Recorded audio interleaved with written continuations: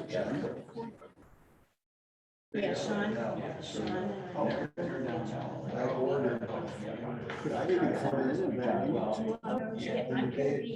town. We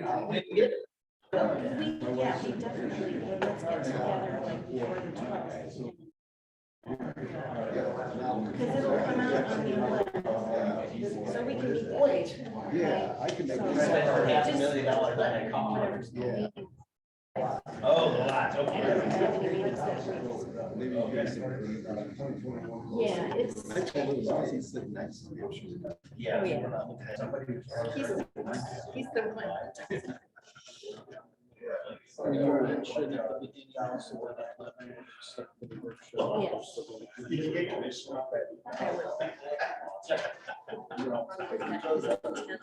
My wife wants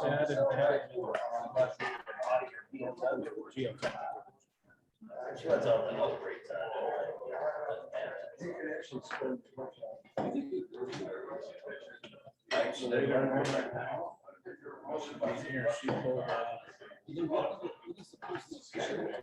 That's what I said. I already said I'd get into that. Yeah. But she can't stand by.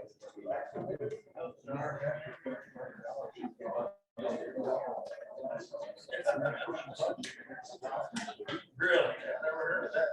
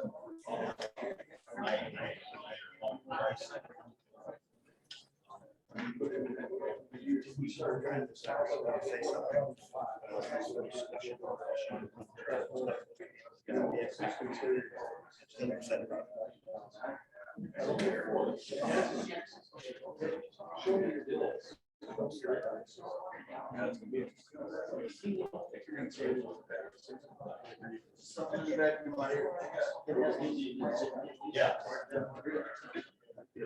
And they're in the mood to do that. He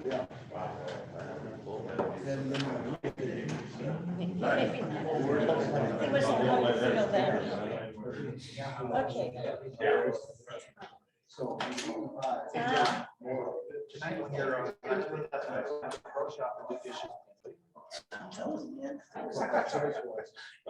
I sat there. He took me back to the kitchen last night. He was working at that Really? work too. I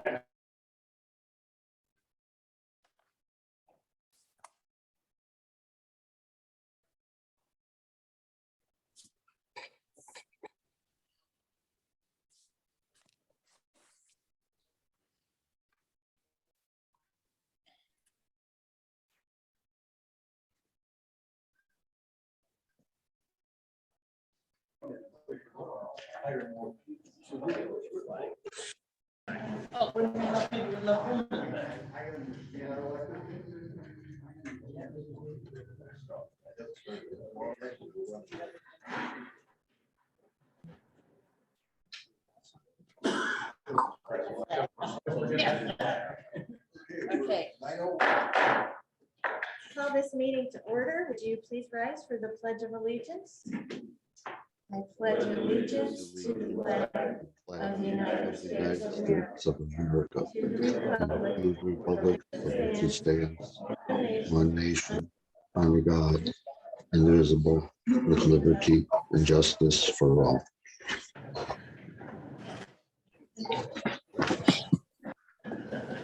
Thank you for coming this morning. Couple of announcements. We have a workshop today on flood mitigation. We'll have a couple of guests coming to help us conduct that, Ted LaBelle and Kevin Miller. So if that's at 11, if we're not done with the board meeting by then, we're going to recess for the workshop because we don't want them to have to wait around for us all day. And then if we're not done with our business, we'll just resume the meeting after the workshop. According to board policy 7540.03, this meeting will be recorded as permitted by Illinois law. All open portions of this board meeting are being recorded and will be posted on the association's website. By attending and participating in this meeting, you are consenting to being recorded. So, getting off to a good start here. Can I have a motion to approve and adopt the minutes from the January 15th, 2022 executive session and regular meeting? So moved. Second.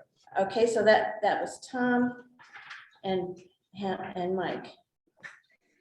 Does anyone have any corrections? Hearing none, all those in favor, please signify by saying aye. Aye. Aye. Opposed, nay. Any abstain? Bob is abstaining. Okay, thank you. Motion carries with 8 ayes. Sorry, 7 ayes. Item 5.0, treasurer's report. Steve? Yes. I don't have a traditional treasurer's report today, so I'm waiting on Ashley to get year-end numbers. She's still doing some cleanup between the old Abacus software and the new North Star. But what I do have is I did meet with Ashley and Sean last week. We actually had Carrie Miller join us because one of the accounts we wanted to reconcile is referred to as the architectural designated fund currently. So we met for a couple hours actually digging into the history of that fund. Actually listed in our audit report under the designated funds. And what we found out is this designated fund back like 10 years ago was actually a fund similar to our capital project fund and our replacement and renovation fund. Is actually listed as the architectural fund, and the reason it was is it had its own bank account.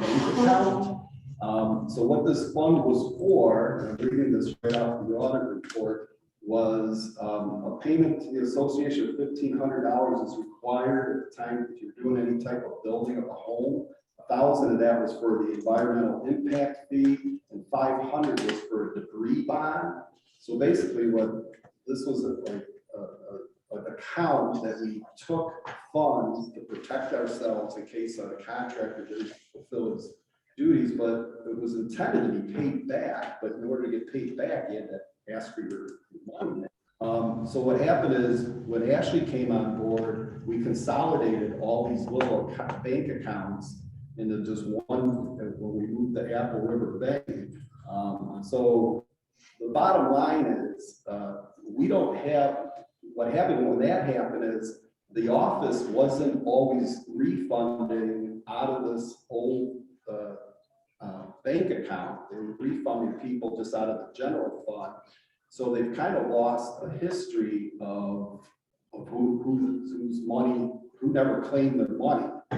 So Ashley, since 2019, she has a really good history. She's got a worksheet that we went over. She knows everybody's then, but she's got a beginning balance, an unreconciled beginning balance of about $9,400. It's sitting on our general ledger, but we don't really know who we owe that to. And it's listed in our designated funds as architectural. That amount is $11,645. I have extra copies of this if anyone wants to see it in our audit report. That's the one I asked you. Yeah, that's what you asked about. And so what we found out is the reason that's not an even number, because we were questioning why isn't this like an even number? All we ever had was 500,000. There was a little interest that actually hit that account because it was a bank account at one time. So a lot more detail than most of you. Bottom line is what we're suggesting is we close this account out, and I would recommend, and this is your idea, close this account out to the pavilion. If we're gonna proceed with the pavilion, I know that's on the docket later under capital project. Because, the good news, I do have some, and I did reach out to Ron Carpenter, former treasurer at the time when all this was going on, and he said, yeah, we never really knew what to do with it, so we just left it. You know, I talked to Marge Clark about it, she kind of had her thoughts on that. So whenever I go start a new job, I like cleaning up my balance sheet. This is an item that I think we should just clean up. I think it's perfect timing. It came out at a good time. The one good thing is going forward with our new North Star software, anytime we collect on any of this type of construction bond or debris bond or anything, we're going to actually put that on the members account going forward in North Star. So we won't lose track. Going forward, we're fine. It's just what do we do with this unreconciled balance that's sitting on the balance sheet as a liability. So. But we could talk about, maybe make a motion for next month about moving it. That would be my recommendation. It's just literally starting off. So, any questions or? So we can make that a motion next month? Yeah. Again, if we're gonna move, I mean, you wouldn't want to move it in there if we're not gonna move forward on the pavilion, but I think that's the conversation right later today. Yeah. We should, yeah. Okay. Okay, thank you, Steve. Next item, 6.0, committee and commission reports. If people want to just jump in, if you have a report that you want to present. Okay, Gordy, thank you. So in regards to deer management, we did not meet, but in February, we have 2 sessions on deer count activities. So the last deer count we did last weekend, we had 24 volunteers for that count, where we split up in sections and went through the lake roads entirely, counting deer, and we ended up counting deer at 98 deer. So now that day it was fairly cool, but we still had a good count. It was about, I think, 17 degrees. Does this include the 12 deer that were across the street from the pork chop house? So I can answer that. Yeah, part of our counts, so Bob, I can answer that. On our counts, there's an area where we count within Apple Canyon Lake property, and then we have an adjacent count. So we do count right next door. So they do move around. We counted just myself and Roger Vandalese went on our count. We counted 15 in a cornfield right next to us, and we put that in the adjacent count. So we had 98 altogether. I had a foundation meeting, Apple Canyon Lake Foundation meeting yesterday afternoon at 4 o'clock. Do you have the count from previous years? Yeah, we do have a history of that. I don't have it with me, but we do have a history of that. So we do have another count though coming up next weekend. So 2 counts a year. We did have a foundation meeting yesterday afternoon at 4 o'clock.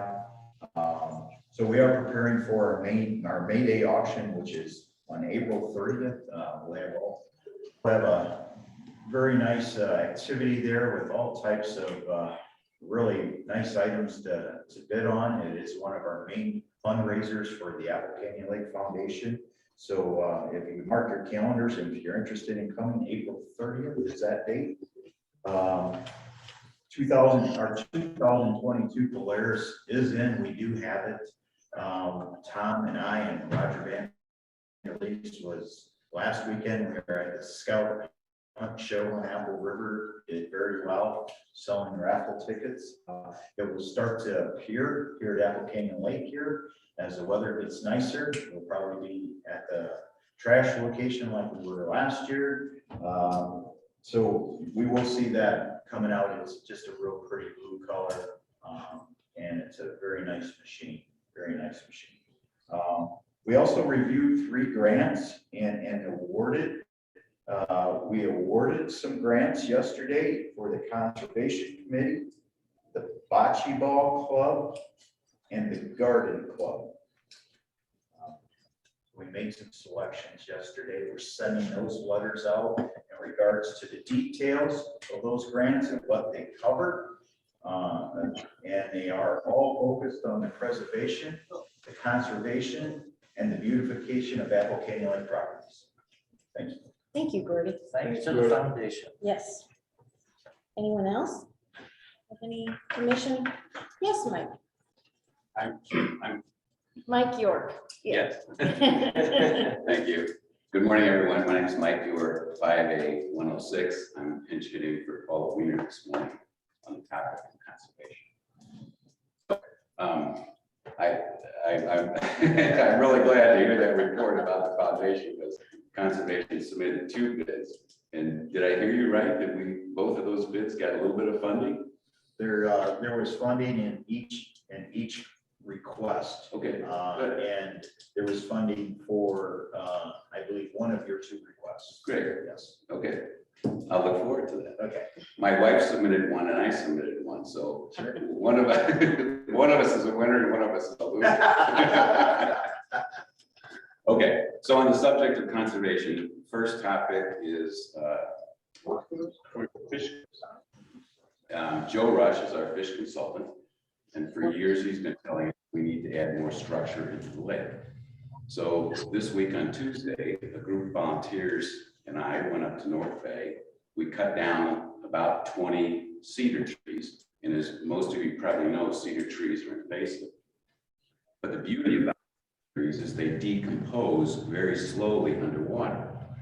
So with the help of a maintenance guy, we went up, we cut down these cedar trees out of green space, dragged them out onto the lake, piled them up into 6 different piles, tied them together with cinder blocks, and drop and set them on the ice.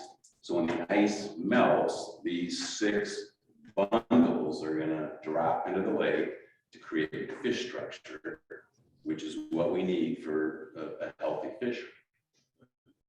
So that is done.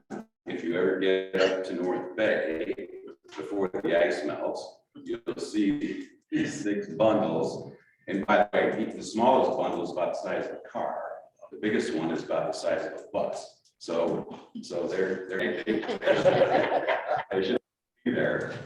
But we did all this in the name of making this a better fishery, and we have a good fishery, but we want to make it a better fishery. So that's why we did that. These black crates out here, are part of the project? No, but Those are fish structures also. exactly. So later in the agenda. I think on your agenda today is a topic about putting material of that nature into the lake. A long time ago, the board approved cedar trees going to the lake, but this is a new element. So I think that's on the agenda today. It is. Okay. All right. Secondly, the Conservation Committee is going to write an advisory note to the board on the topic of zebra mussels.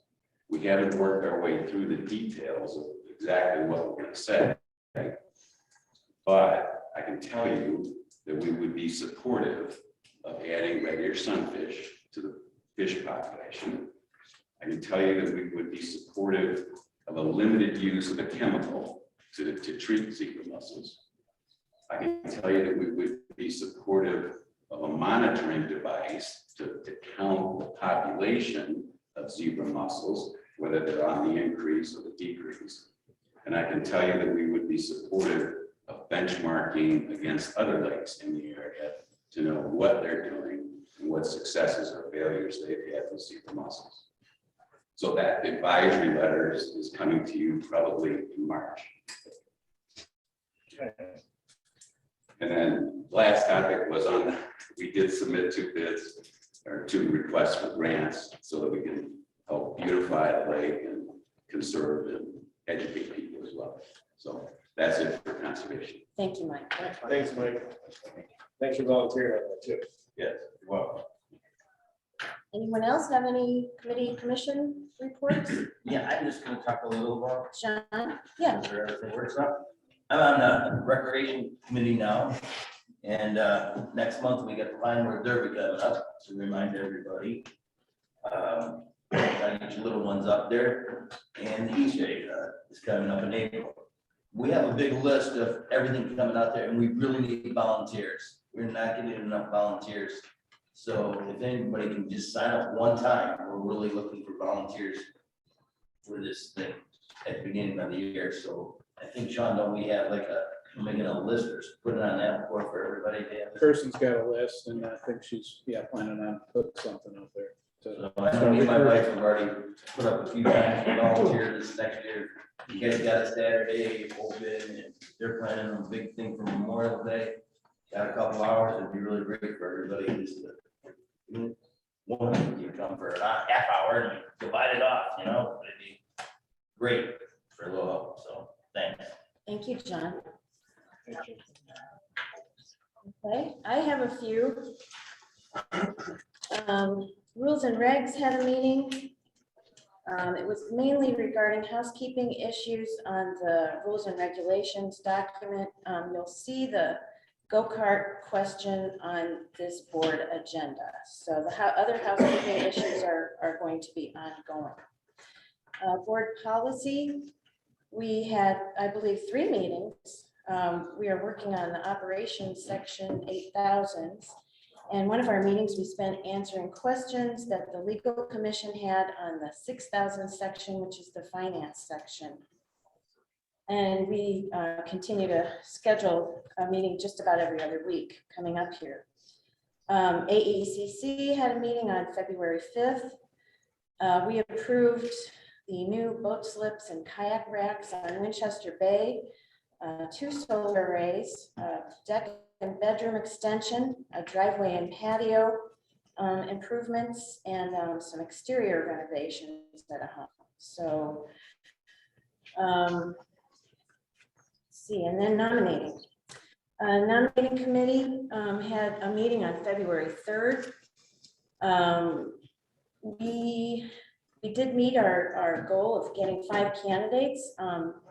January 20th was the cutoff date for submitting an application. However, one of the candidates rescinded and has removed themselves from the board race. So we are now down to 4 candidates. And I will be writing an article, but the nominating committee set the date of April 9th for Meet the Candidates event here at the clubhouse. That will be separate from the board meeting this year, and we're trying that because it simply gets to be a really long day when you have a long board meeting and then you expect the candidates to sit there and answer all these questions. So we just are trying to remove a burden from the candidates. We're also starting an email blog questioning period from after Meet the Candidates up until May 31st, where owners can ask questions by email. And there'll be guidelines published on how that's going to work. It's a new experience, so we're going to see how it goes. And we want to increase accessibility to the candidates, but we don't want to put too much of a burden on them. So that's all my reports. Did I hear that legal? Sean Cottrell, are you on Zoom? Do you have a report for legal? Yes, I do. Thanks. So Sean Cottrell, Chair, ACL Legal 1A82. Just a few quick updates to bring everyone up to speed. First update is on the review of the 2017 version of the declarations and covenants. We have asked Key and Costello to conduct a legal analysis on that 2017 document so we can identify what changes need to be made to bring that document into full legal compliance. As far as voting requirements analysis, I had provided a write-up to the board and to the legal for us to have a conversation. We've been able to get Dick Brennan. We were kind of seeking to clarify this 2/3 voting requirement, what was sort of like the intention when that was changed in the 2010s and early 2000s.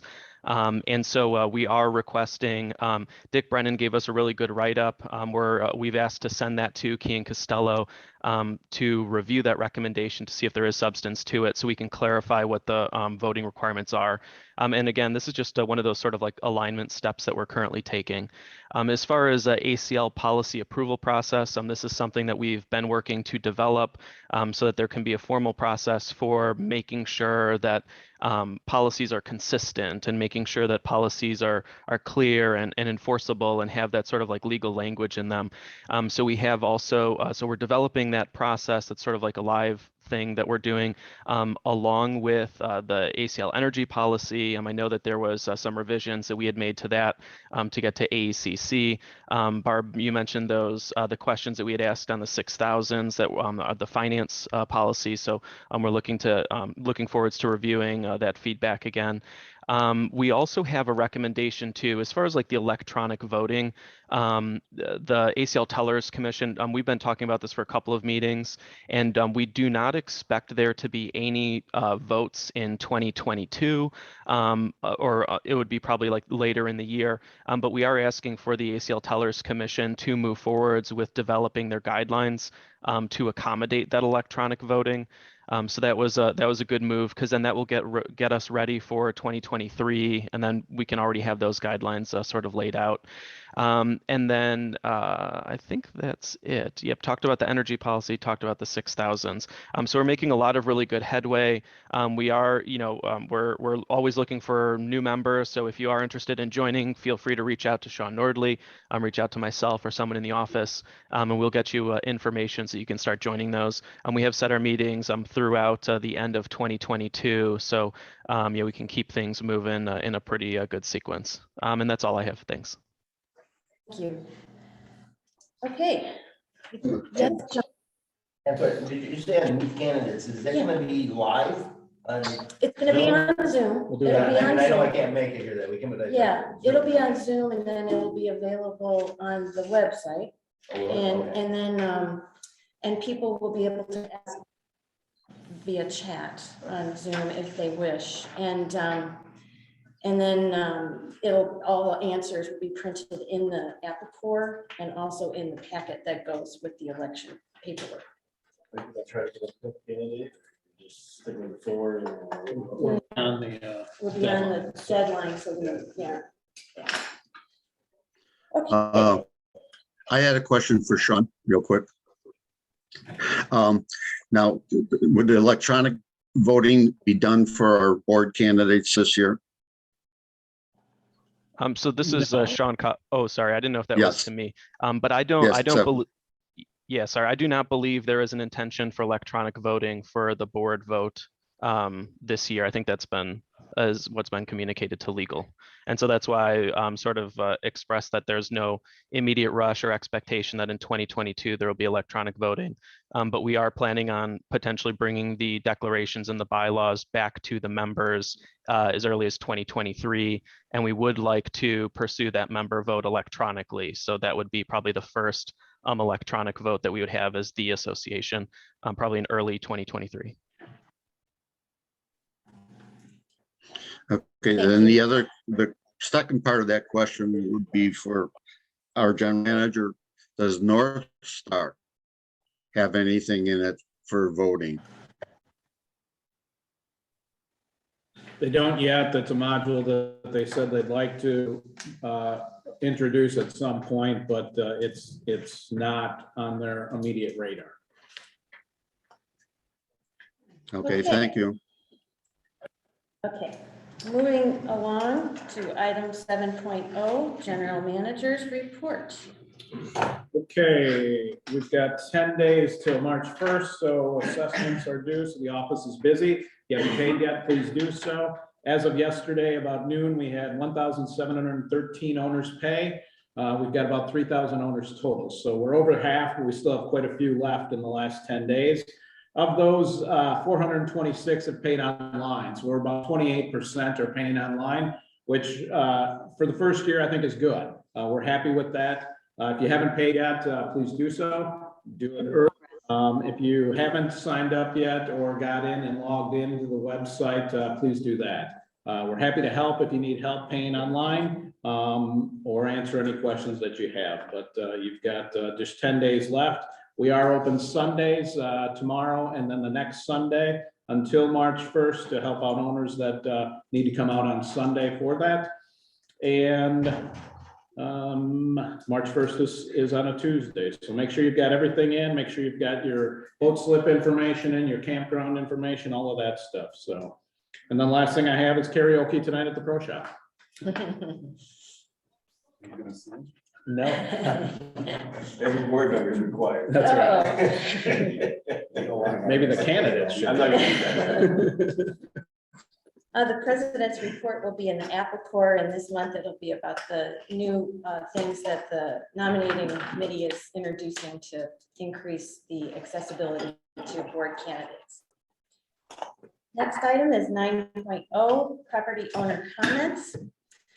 If you would like to address the board, please use the microphone, and you can please state your name and lot number, and you have 3 minutes. And Tom, will you Yes. do the timing on it? Yep. And here comes Edie. Good morning, Edie Patel, 209. So now you only have 4 candidates running. That's correct. So what are you going to do about adding a 5th? You can't have an election without 5 people running. It would be illegal. Well, here, we've asked that before of legal counsel, and they've said there's nothing in the governing That's documents. your legal counsel, correct? Correct. That's not what our board council has said over the years for the nominating committee. In the rules for the nominating committee, it says you have to have 5, Which we did. which you did, but you're going to run an election with only 4. One dropped out after the time. Right, After the applications were right, submitted. but you still only have 4. But So there's also. from what we used to do, somebody used to have to stay, that's on the board now would have to stay. That's what our rules say in the nominating, or unless you have changed that. Or we could nominate you. You wouldn't want me, remember that? Would be a hoot. Yes, it would. Good luck Well- telling a volunteer you have to stay. Remember, Well, there's that's true people running for the I board. know, but when you, Done this before, good. yes, we've been through this route before. And we have, as long as we had 5 to start with, when the voting ended, not the voting, but when the time came, that you couldn't put your name in anymore, then Right. that was it. Now, since that time, one person has dropped out. I We understand. went with 4, Yeah, and we've done that in the past. okay, okay. I still wonder about how legal it is, but if that's what you want to say, I just think people should know. I'm not gonna say it's legal, I just said that's what we've done in the past. Yeah, we've done a lot of Who things do you that want to- haven't been quite legal in this. Edie, who do you want to stay on the board? Tom? That's up to you. People, you're the board members, I'm just bringing it out there for everybody to know. Okay, thanks. I was asked. I nominate Robert Cook. He's not a member yet. My name is Mike York, 5A106. I'm the chair of the nominating committee. And just as a reminder to everyone, there is the possibility, you can write in somebody as a candidate, right? Just, On the so I'm not ballot. making any point. I'm just trying to say that don't forget, you can always write in the names. On the ballot. Thank you, Mike.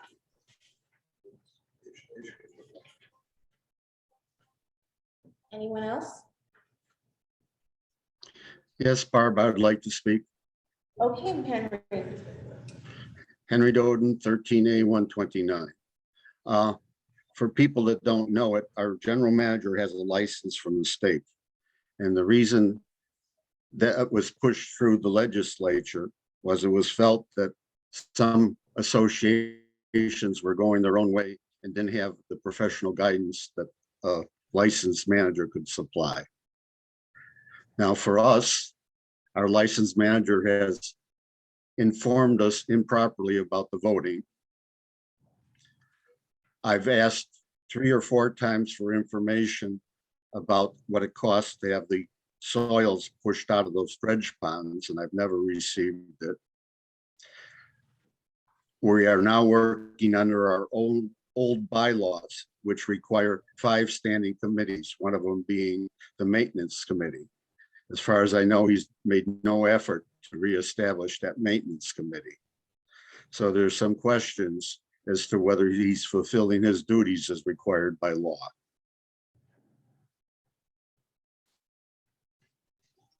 Okay. Anyone else? Yes. Mike Harris, 6'3". I think you're doing a hell of a good job. I agree. Yeah.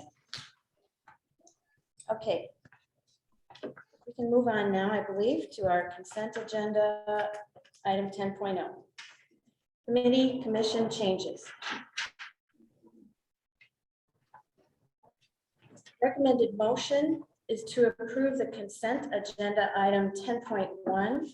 Committee commission changes to appoint Dave Allgood as chair and Barb Hendren as secretary of the AECC, to appoint Katie Beals to the Strategic Long Range Planning Commission, Kevin Smith to the Legal Commission, and Gary Hannon, Suzanne Lasasso, and Scott Lasasso to the Multi-Sport Complex Ad Hoc Commission, and to accept the resignation of Jill Gibson from the Legal Commission, Cindy Zophi from the AECC, and Dave Bowenkamp from the Nominating Committee. I would like to separate out the multi-sport complex ad hoc commission, please. Okay, Mike is moving to separate the, let's see, Phrase and Gary Hannon, Suzanne Lasasso, and Scott Lasasso to the Multi-Sport Complex Ad Hoc Commission. Mike is moving to separate that. Do I have a second for Mike's motion? Second.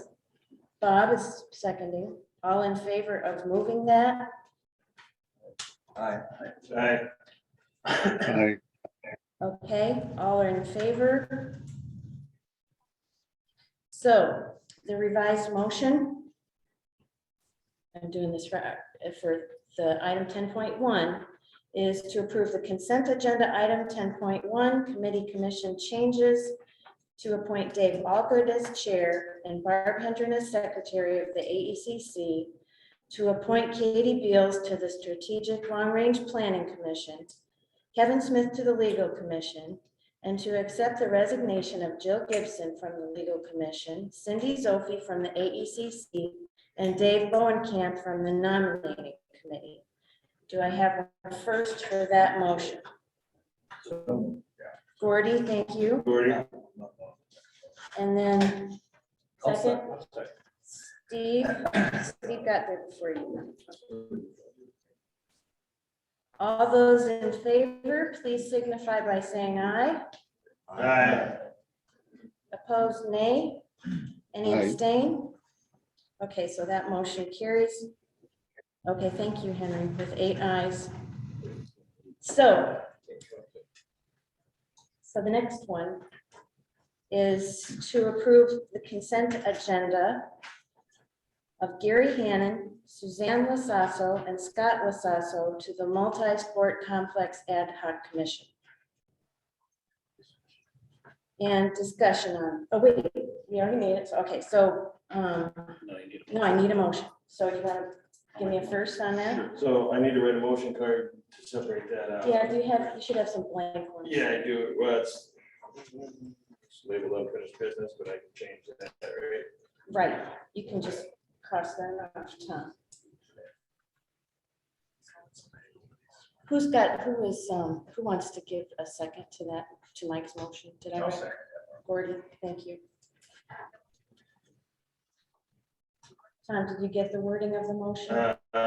It's just copied it from Yeah, to approve just take consent credit. agenda item.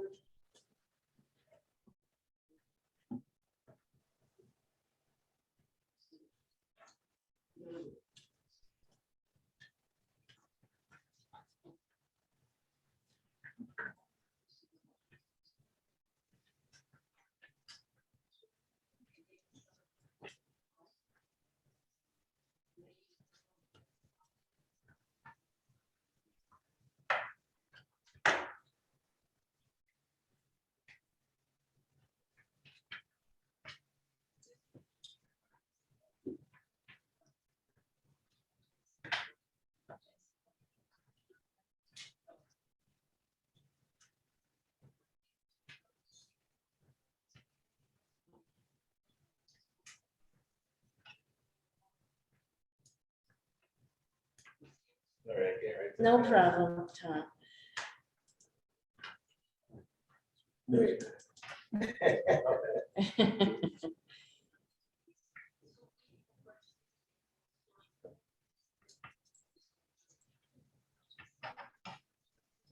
So to approve it, consent agenda, add Gary Hammond, Suzanne Sasso, and Scott Sasso to the multi-sport ad hoc commission.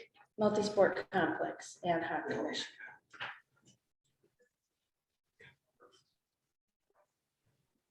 You got it. I got And then it. it's Mike and Gordon. Yep, I got that. Okay, discussion. Early this morning, I was looking through this again, and Suzanne and Scott Basasso on the same ad hoc commission. We've never allowed it before due to a conflict of interest. Has that changed, or does it make any difference to anybody? We've never. On a commission, I guess I didn't know that we. Absolutely. Okay, that's fine. I mean, we can bring it back. Now, if they have two lots, one could, it's on here, it's both of them under 249 or whatever it is. If there's a different lot, that is, they can do that Okay, if they have two lots. all right. I can That's the way double I was check. looking at that. That's fine. Okay. Just How would a husband and wife constitute a conflict of interest? Well, I know there's a rule on being on the board. You can't have two spouses, but it is also a practice of, I've been reading that document a lot lately, and I don't remember seeing that, but, okay. Are you and your wife both on under the document. Pardon? We've The been just committee going by the past practices. practice. You're going by the past Yeah. practice. Okay, And if I'm wrong, I'm sorry. it's okay, Mike. You're not sorry about that. I don't think there's a rule like that. Anybody else have any comments about this? So Sean said that, Enlighten me, it's a ad hoc committee, right? yeah, Now that I mean, is, nothing can happen as far as. they are only making They're only making recommendations, Mike. They're recommendations, not- and it still has to come to the board. Okay, I still don't think there's a rule that says husband and wife can be on it. I've never heard of that rule. yeah, the only rule I know of where it's spelled out is about the board. Here, if you want, we can table this until next month. I can do some checking on this. yeah, well, Let's do see. that. And I mean, they have a meeting coming, but I mean, they're not obviously not making any decisions, and it won't be an official meeting then, so that's fine. it really doesn't make any difference to me. I remember in the past. Yeah, I guess Yeah, I but as thought much that as we. everybody's on our butt about making sure things are right. And that's why I'm doing it. Yeah, that's fine. We can table it and I'll bring it back next. week. Okay, There's others that haven't put their application in yet. So, maybe we'll get some more people who will want to be on it too. And can you refer me to the No, part of our rules that I've say got- husband and wife can't be on the Yeah, board? I've got, that's what I've got. Sean will be doing some checking. Because I don't remember that. If it pleases the Mike- board, sorry, I have a point of information. This is Sean Cottrell, 182. So Article 2 of the bylaws, Section 3, is what I think Mike was referencing. Any person who is the spouse of a member, if appointed by the board, shall be eligible to serve as full member of any committee, subcommittee, or any other body of the association where the record owner of any lot or living unit is an entity. The record owner may designate one natural person as the member of the association. So it looks like that concept has been considered, and it does seem like a spouse would be permitted to be appointed by the board. So it doesn't seem like there would be an issue there, but Mr. Nordley, Section 3, Article 2 of the bylaws, I think is what covers that. Okay, thank you. You're welcome. Okay, Thanks for clearing that up. so we'll be voting on this next time. Okay. Tom, you're all set? Ready to go? Yes. And good to go. Item 12.1, fireworks contract. The ACL POA fireworks program is planned for Saturday, July 2nd, 2022. Bids were sent to the following 6 vendors: J&M Displays, Mad Bomber Fireworks Productions, Melrose Pyrotechnics, S&N Fireworks Displays, Kastner Pyrotechnics, and Chrome Fireworks. Responses were received from 2 vendors, J&M Displays, and Mad Bomber. Our recommendation would be to stick with Mad Bomber as they know the location and what it entails. Mad Bomber has been our fireworks display provider for the past 6 years. They did not charge us in 2020 when the show was canceled due to COVID, and they have always been accommodating with our requests. The recommended motion is to approve the 3-year contract with Mad Bomber Fireworks Productions. First, I'll first it. was that John? Yes. Thank you, John. Second, Who was that? Bob. Bob. Bob. Discussion. See the paperwork that Sean presented, which is extensive. Difficult to get 3, but we tried and tried. We sent out 6 requests, only 2 came back.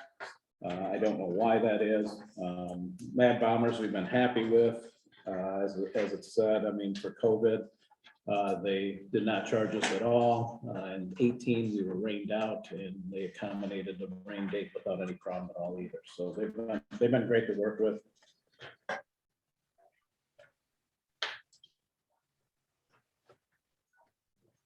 Okay, anybody else?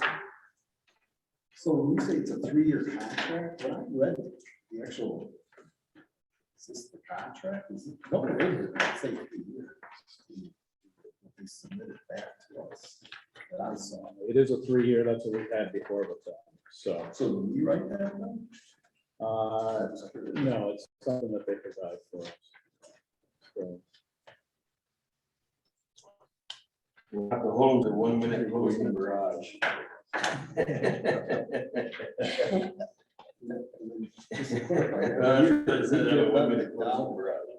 That's correct, yes, yeah, we tell them what we have, and it changes every year based on what's in the designated fund, and the designated fund is money that is either donated or else money that's brought in for the rumble and roll.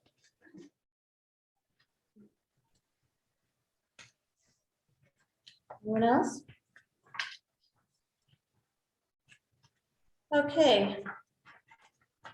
All those in favor, please signify by saying aye. Aye. Aye. Opposed, nay. Opposed, nay. Any abstain? Motion carries with 8 ayes. Item 12.2, adding fish structure to the lake. In 2021, an ACL owner donated PVC pallets to the association for the use of building new fish habitat for the lake. At their November meeting, the Conservation Commission discussed with lake consultant Joe Rush use of the pallets to create new fish habitat for the lake. Triangles and cubes would be constructed, and then tree branches would be stuffed into the structure and then sunk throughout the lake. The association will continue to also use trees as fish habitat, but the PVC structures will give us more opportunity for fish structure, and these structures will last longer than the trees that are dropped into the lake. The Conservation Commission does not know at this time where the structures will be located or how many will be dropped. They will be using the expert knowledge of Joe Rush to determine the best locations for the new habitat and the amount of habitat that will be dropped. Any new fish structures will be added to the fish habitat structures map. The recommended motion is to approve adding PVC pallet fish structure in the lake under the direction of Joe Rush, lake consultant, as recommended by the Conservation Commission. Do I have a first? So moved. Tom, thank you. A second? Thank you, Nolan. Discussion? So these are the structures out here. They've been out there for a couple of months. We'll work with Joe to place on, where to place them. And I mean, we could do it now like they did this week with the trees, put it on the ice and let it drop, or else we can take these also out. Once the ice is out, we'll pop them out there. So we'll put cinder blocks on, yeah. And we've never put any PVC structures. We have in. not, no. No, I know Lake Galena does, they even have workshops where they build their PVC structures and stuff like that. yeah, and Lake Carroll does with Joe, he's done it out there, and actually Leaqua now, Lena, they drained that lake, dug it out, and they put PVC structures in before they filled up the lake again, so it's becoming more common. Yeah. My only comment is the timing of it, would you want to put those in now or then dredge the whole lake and maybe this year or next, would you wait till after you dredge? No, I think you put it in now. I mean, it's more for, the more fish structure you have, the better for the smaller fish. So, I mean, it'll help the fishery. Dredging it more strong. Well, and we'll look at those locations for where we're gonna place them. That's my only comment. Anybody else?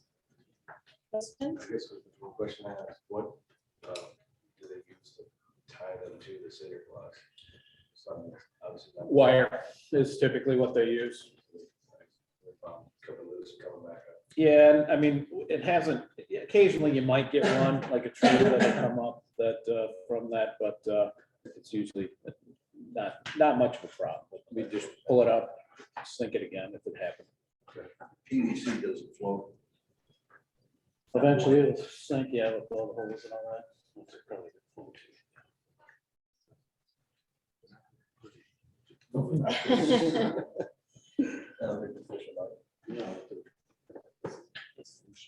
Okay, does anybody want me to reread the motion? Mike says no, okay. All those in favor, please signify by saying aye.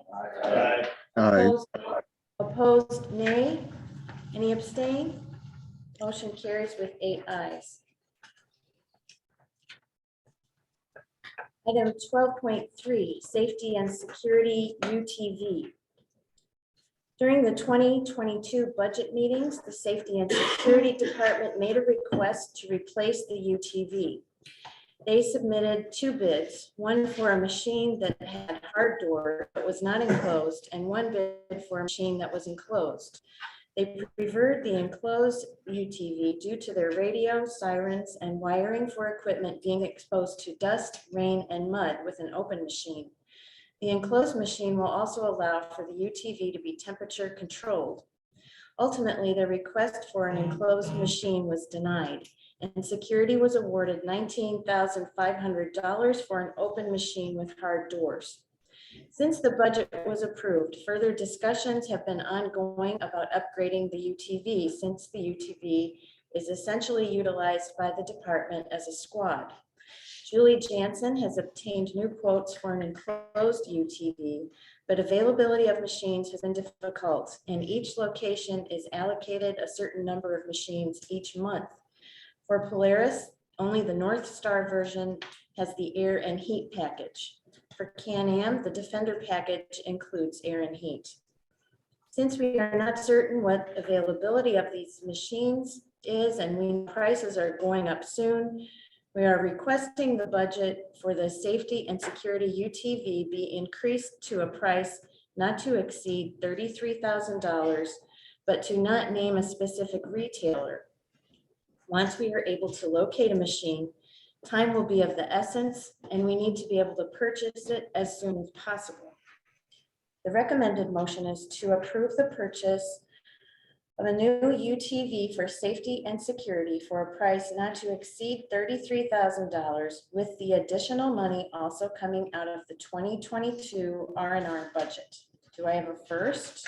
So move. Tom, thank you. A second. Second, Mark. Gordy, thank you. Discussion. All right. Availability is difficult in machines. So as we stated here, I mean, being able to get one, but it sounds like all of these places are allocated a certain amount of machines each month. Now, whether they get one of these versions is difficult, and they don't know that. Okay, so that's why we've got quotes from these different locations, and they can't tell us when they get these machines. Okay, the one thing I don't have in here is the selling of the current machine. Okay, which we know we will sell when we're done with it. I did ask Julie this week to go on buy, sell, trade, Facebook, and see what machines we're going for 2016s. And the range is anywhere from $10,000 up to $14,000. Now, our machine has 2,000 mile or what was it? 2,000 hours, yeah, 20,000 miles on it. So it's got a little bit more than those machines, but we still feel like we could get between 6,000 and 10,000 for this machine, but we can't sell it until we have a machine, because if we don't get a new machine until August, we can't sell that machine now and not have anything for them to be on the trails through the summer months. So once we secure the machine, we'll put this one out for sale, and that will go to offset the price. So we do have that to consider. So yes, I'm asking for 33,000, but we're not gonna, I mean, once you take in what we sell it for, we will not be actually using that much money for that. Are we having mechanical issues with the current machine? The current machine has some mechanical issues, yes. And I mean, oil, it goes through oil, so we check oil every time we go out there, and I add oil many times for that, yes. We ever see what the problem was? We have, yeah, and I mean, it's It's a Honda. No. It's not a John Deere. I just question the need for air conditioning and heat. You know, we've gone 52 years without it. We don't patrol the trails in the winter. We don't, because we don't have a machine that could do that. No, we don't do it because there's no one on the trails in the winter Oh. to patrol. Man, there is. Yeah, there is. If you look at the trails around there, they're beaten down now. Yeah. I just got off it this morning to get here. I think if we're putting all the radio equipment and stuff inside this thing. How many squads do we already have? We have 2 squads. We have 2 squads, so we would actually need 3 security people on duty, all patrolling at the same time, to need a third. I just think this is extravagant. Well, I mean, here on holiday weekends, we have that. We have 2 people in the squads, and then we have somebody on the trails. Now, every weekend, in the summer months, we have somebody on the trails in this machine. And typically that shift starts between 10 and 12, and they're out there till 10 o'clock at night. But I mean, every Friday, every Saturday, every Sunday, there's somebody on the trails. And then we stagger during the week. Also, too, when you see these people come back from security and they make 4 or 5 trips around in a day, they're full of dust. And if they had an enclosed unit with air conditioning, it would pressurize it and keep a lot of the dust out. So I think that's really a good idea, and I would think it would keep our people healthier too, instead of eating all that dust. Well, if they're called to your house, you're coming in covered with dust, or they're coming in at the beginning of your workday, you have to go on the trails, and I know that the trails are gonna be dirty all day. And they're dirty when they get back. Yeah. And I think with the selling of ours, like Sean said, we can still stay in our number that we're at, relatively close. And in the bottom line, R&R, we haven't ever gone over budget in your time. So I mean, we're still staying in that number for R&R. Correct. And we're actually getting a good machine. Then we go to sell it again, we'll be worth more. And it just will be, I mean, and Steve said a few meetings ago that the cheapest version is not always the best version. I didn't have on mine, I didn't have the windows and doors and all that. I'll tell you what, I put a front windshield on, I put a back windshield on, I put wipers on, I put doors on. I've done everything since I had it, after I took it out on the trail. Which is, Can we just borrow that? and use it? sure, when I'm not here, but I'm telling For you. $45,000 a year, I'll rent. I've done all of it, and I think it's monitored, it was good, my wife loves it now, that's happy wife, sad wife. And it's more usable for Right. you. Yeah. You got a roll call there? Okay, so the motion is to approve the purchase of a new UTV for safety and security for a price not to exceed $33,000, with the additional money also coming out of the 2022 R&R budget. You want to go ahead with the roll call, Tom? Sure. Gordy, Yes. John, Yes. Bob, No. Steve, No. Henry, No, Mike, Yes. I'm a yes. Nolan, No. well, Barb, you're gonna have to cast a vote, 4 and 4. What you wanted to do, wasn't it? I've never had to do this Yeah. on my time. First time for- I'm gonna say yes. Motion carries 5-4.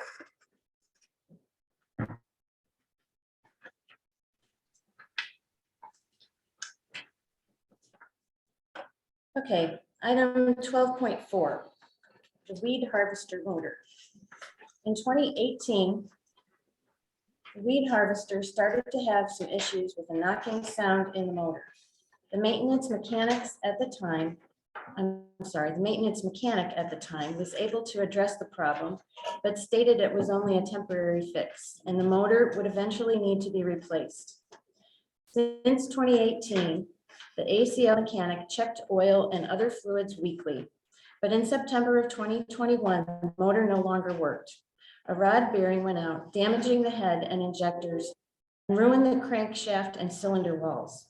The maintenance department has obtained 3 bids, one from Inland Lake Harvester, the company that built the harvester, but their quote does not include the price to transport the harvester to Burlington and back.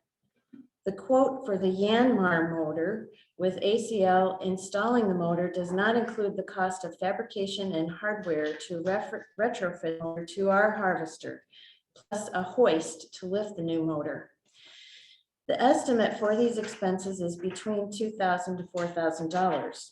The quote from Martin includes installation on ACL property done by Martin. The quote also includes a 12-month warranty. Considering all the circumstances, we are recommending the Martin quote. With approval in February, we expect to have the motor delivered and installed by May, just in time for staff to start harvesting weeds on the lake. The recommended motion is to approve the purchase of a new engine for the weed harvester to be purchased and installed from Martin Equipment of Rockford, Illinois, for an amount not to exceed $24,000 to be paid out of the 2022 R&R budget. Do I have a first? Thank you, Mike. Second? I'll second. Thank you, Steve. Discussion? I like the idea of Martin doing it because they're gonna come here, put the engine in themselves, and that way they're responsible for it. Warranty is there, yeah. Yeah, So Sean, is this a brand new motor, not a Yes. remake? No, it's a brand new. Okay. John. okay. there you go. What was the warranty? 12 months. 12 months. Yeah, what was the warranty from the harvester company if they installed the motor? 2 years. 2-year, 2,000 hour warranty. 2-year, 2,000 hours. Okay. How many hours is on the existing motor? How often is it used? Well, I mean, the harvester's used often. I don't have that information right now to tell you how many hours are on it. That's one thing we should be doing with our maintenance equipment is keeping track of the number of hours. So we know how much each year it's used. They probably have that information. I just don't have it today.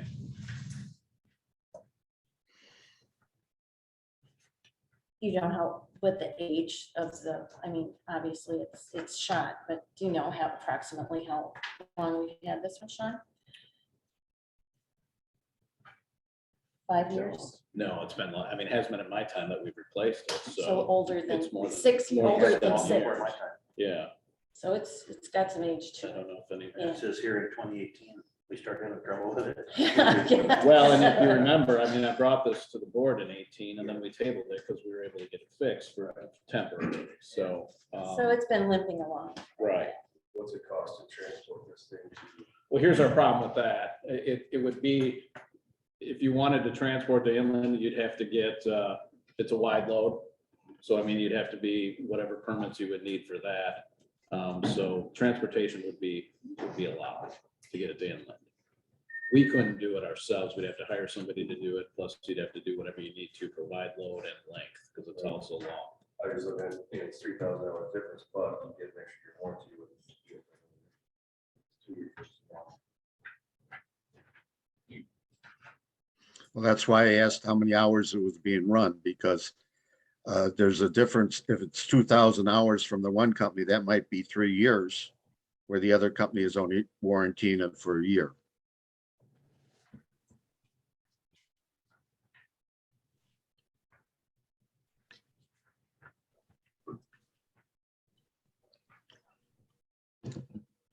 If there's warranty work from the company and there, we have to haul it up for them. I mean, if they deem it, well, you have to bring it back and pay to have that hauled up. If the engine would have to be fully covered. Yeah, that's, so we'd have another hauling expense. I don't know, I guess. I would say it probably depend on what it is, and if Yeah, they, if it's send up intact or you whatever. pay, yeah, you pay for them to come down.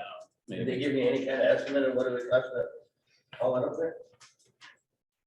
Or do you have a rough idea? Yeah, I mean, we figured it'd be over $3,000, just Oh. because, I mean, it's of the size of the machine, and that you'd have to get, you know, the Semi-truck, efficient, right? right, oh, absolutely, right. And we got some freight rates on all in tanks there recently. I bet you will be more. I It's completely, right, horrendous. right. And it's just absolutely horrendous. Maybe we get one of the Canadian guys to come down and do it.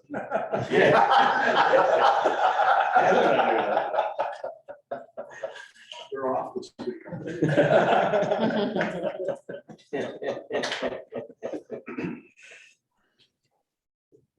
Any other more discussion? Well, on the warranty work, did they come down and send somebody down here to do the work? Or- Martin?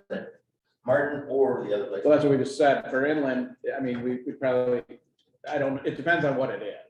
I mean, it, you know, it depends. I mean, Wouldn't if be it our was maintenance guys working on it, right? under the warranty, no, it'd be theirs, yes, But Martin would. yes. It's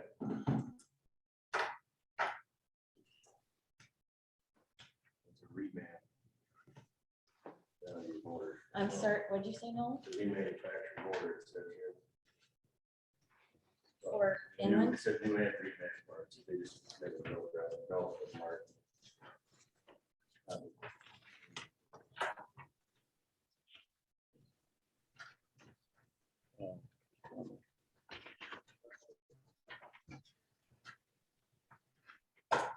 I think that's just all new and reman parts installed. That they install. After that point, I've received the 12-month. This one's new, isn't it? Yeah, That's what I was curious. Yeah. yeah, upside up, it says new engine.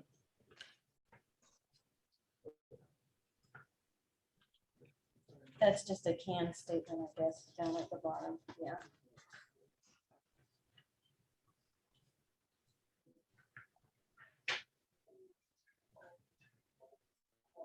Any other questions? Ready to vote? Okay. So the motion is to approve the purchase of a new engine for the weed harvester to be purchased and installed from Martin Equipment of Rockford, Illinois, for an amount not to exceed $24,000 to be paid out of the 2022 R&R budget. All those in favor, please say aye. Aye. Opposed, nay. Any abstain? John's going to abstain. And so motion carries with 7 ayes and 1 abstention. 12.5 is additional funding for dock poles. After the flood of 2017, the board approved the purchase of 20-foot steel poles that would be used on the docks. So each dock would have poles that were out of the water at least 6 feet. When the ACL maintenance department attempted to start this project, they realized that our equipment was not sufficient to complete the project. In 2021, R&R budget included $40,000 for the installation of new dock poles to be completed by the company that also installed riprap. Frentress was awarded this project and submitted a bid of $40,000 for the installation of the dock poles. Frentress stated that the bid was based on an estimate of time and materials, but they were not confident in the quote until they started the work and found out how the installation of the new poles would work. During the project, it was decided to add a bracket for the poles for more stabilization of the docks. It was also communicated that the project was taking more time than expected. Both ACL and Frentress wanted to complete the project before the first ice of the year, so the project proceeded. The final price for the project is $54,892. The additional funds will come out of the 2021 R&R budget. The recommended motion is to approve the additional funds for the installation of dock poles in the amount of $14,892 payable to Frentress Lake Marina Dredging in East Dubuque, Illinois. Oops. There's a typo there. It says Iowa. With the money coming out of the 2021 R&R budget. Do I have a first? Yes. Thank you, Mike. Second? Was that? John, thank you. Thanks, John. Discussion. So Sean, if I understand your 2021 R&R, you had an overage of $21,940, I guess. And under? No, not over, Or under. as far as under, yeah. Okay, that's good now. And actually 33,000. But in that I also put in the money for the additional money already for this project. Yeah. So it's still under, Okay, yes. got it. Sean, how long did it take them? Do you know, like, approximate? I know I saw them out working on this for a long time. I would say a month. Well, they did riprap and then they did this Yeah. also. And because of all the boats that were still out there late in the year, there were some delays in it. So they actually came out in October to start both projects. Now riprap was what they started with, and then they moved into the docks. But there were areas of riprap that they waited on because of boats, so that they Okay. started this project. But yeah, total, I mean, it was, I don't have the exact date they started in October, but it was October, and they did finally get out first week, 10 days of December. Yeah, I thought it was December. They were Right. still. They also had a heck of a time pounding water down. They did, Yeah. yeah. And I was down there a few times with them to talk about the project and that, and they came up with this brace that I think will help a lot with the wobbleness of the dock. So I think that was an addition to have. Seems to me we don't really have a choice. We allowed them to do the work. We knew that it would go higher. They didn't work. And this is the bill. Right, We have. right. But I think we overcommitted ourselves at the beginning too, thinking we could do it on our own. And I would surely ask that we thoroughly research before we really commit ourselves on something that we can do on our own all the time, you know? Yeah, and I mean, Well, Maybe yes, just a a little little more more research. Now research. that we're fixing the dam, these poles aren't even gonna be needed. Sometimes it's cheaper to have somebody else do it. Yeah. This cost included the poles? But this is, no, this was to Additional. install them, yeah. Yeah, the poles were purchased actually at the end of 17, in December of 17, so. After the flood. And the purpose of it is that in 17, the flood of 17, the lake rose 5.5 feet. And many of the poles on the docks were not 5.5 feet out of the water. So as we know, I mean, the majority of our docks came off those poles and came back down on poles, and that was quite a lot of the damage to the docks at that time. sure So, did, sure did. And so, yeah. So, Sean, Permanent injury. how many sets of docks do we have? how many sets of docks? Yes, Wait a minute. I don't know exactly. I'm sorry, but let me see if I can get you a number. This is What's the a- question? I think that's a fact. how many- I mean, is there a follow-up question? Maybe I can get to that. well, but I was just wondering, because if it's 2 poles per set of docks, that's 134 docks. But I would imagine some of the docks required more than 2 poles. did, yes, I would agree with that. What did you have? I just was like, is there any type of warranty? So if one of the docks was not done properly, will they come back out and fix it if they approve this? Well, here, I mean, the reason we tied this to the riprap was so that they'd have the equipment to do it. So, I mean, they're not gonna just come out and pound a new one in. So. They usually charge us mobilization costs. Yeah. And really, that's why we wanted to finish the project in December, so that either number one, didn't have to keep their equipment here over the winter, or number two, take it out and then come back at some point next year, or this year, at this time. I don't think they're gonna get a warranty anyway, though, if you know how fast the water's coming. When in. did they bid this?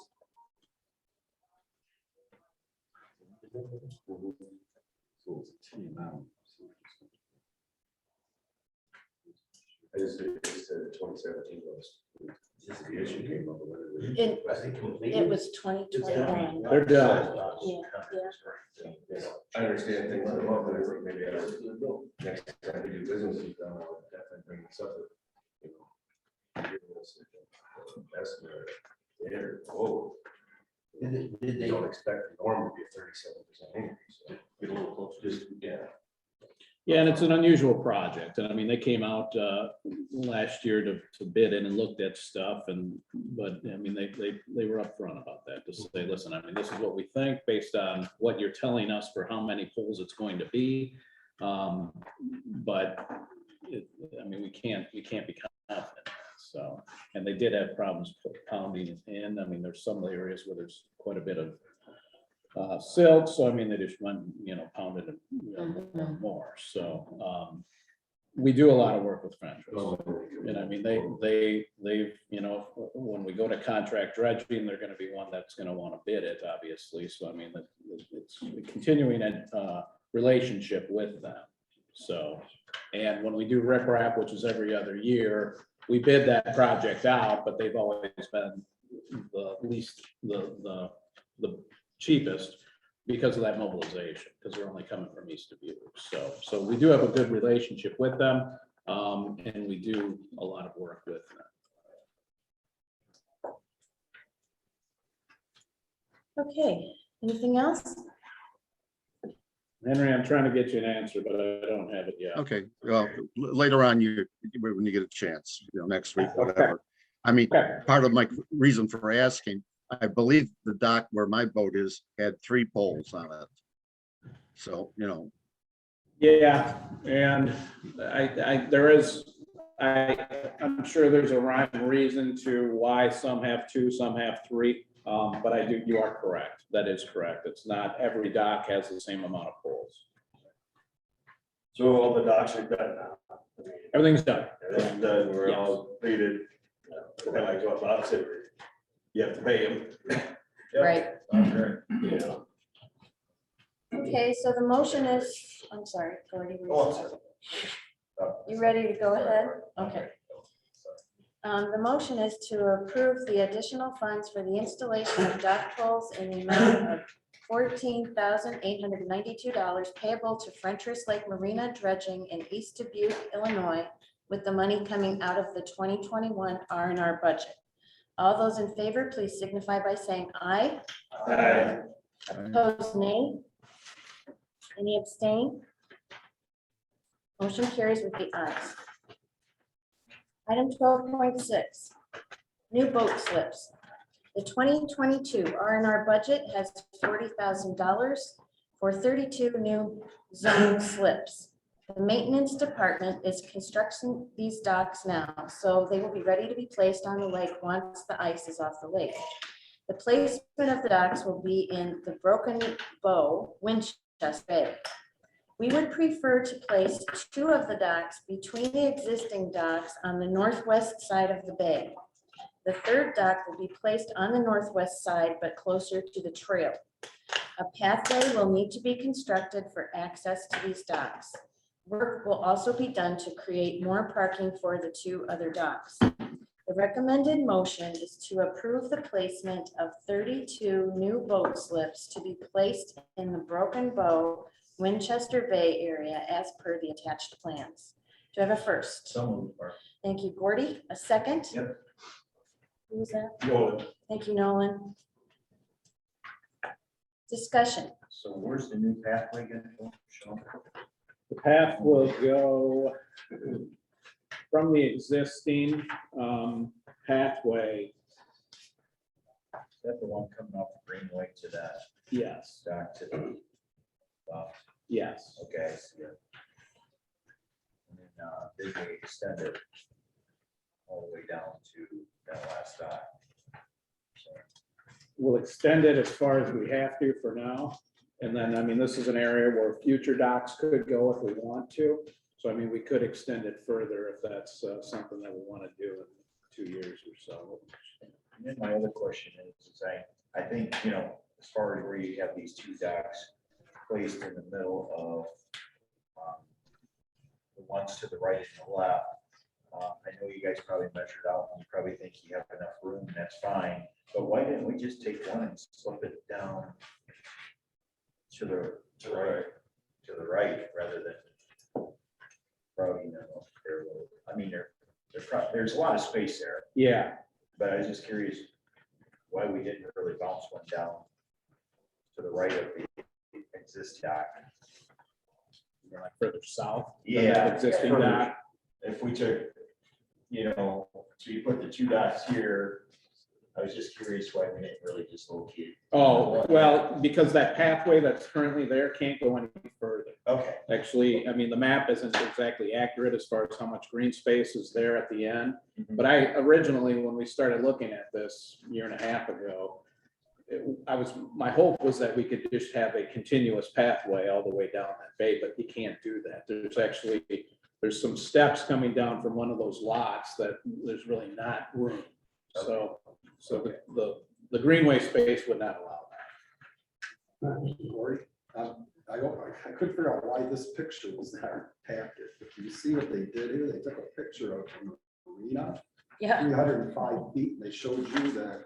Oh, yes, I did see And that. then, Yeah. And so then- what they're saying is you put 4 in, and there's almost 100 feet more, so actually more spacious than what the marina. Yeah. And that I came out. understood it that way too. Yeah, that makes sense. So, I mean, it all made sense, but I was just curious why, Yeah. since we had so much room there, and Sean answered my question. Yeah. I was just gonna pop one in there. It won't be that, probably. They'll come up. Yeah, no, that's. Yeah, the trail goes right by their building, so That we're was gonna actually take asked that they come on this. Is that many people on the waiting list? Oh, we've got over 300.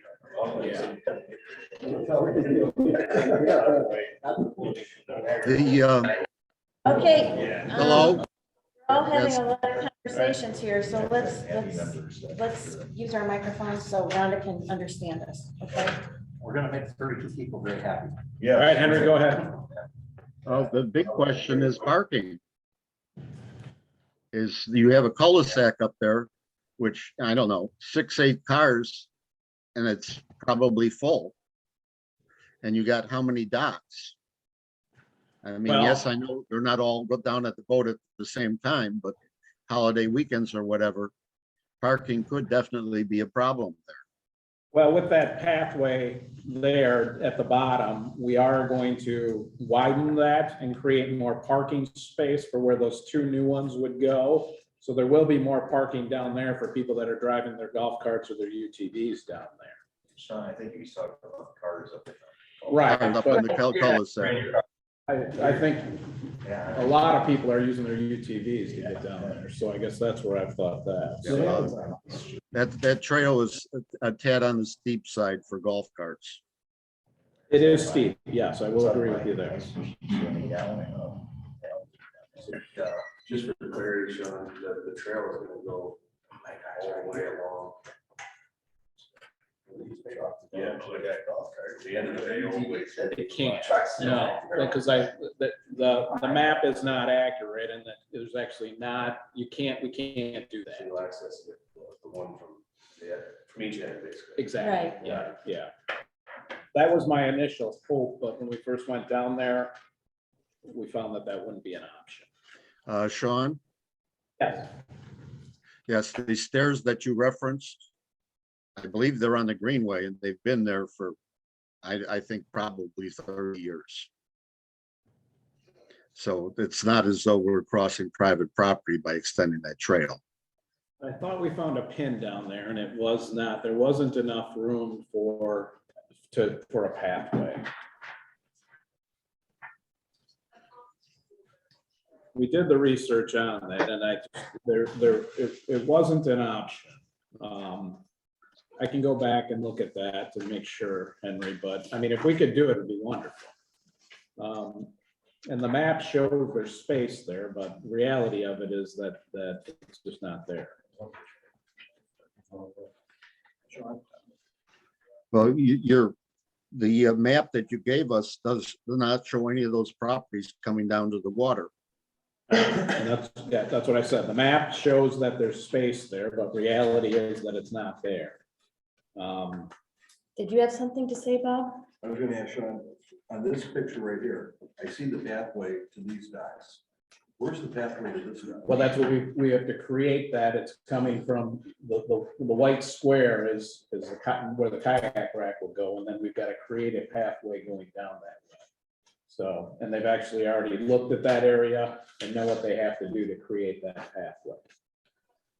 Okay, also, if you take a look at that photo, you know, the aerial, you see how that path comes down and then makes a sharp turn? Well, where it makes that turn, riprap has been deposited away from the shoreline because it was too shallow to get the riprap in tight. So to extend the path going the direction that down running path is running would not take all that much. No, and we'd have easy access, so we could add more riprap there ourselves. Right? Is that what you're talking about at the bottom? Yes. Yeah. So, And that would take one of the docks out from between the other two, give you room.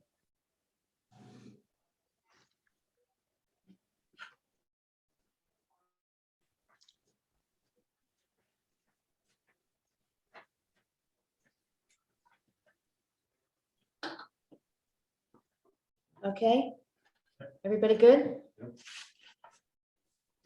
So the motion is to approve the placement of 32 new boat slips to be placed in the Broken Bow, Winchester Bay area as per the attached plans. All those in favor, please say aye. Aye. Opposed, nay. Any abstained? Motion carries with 8 ayes.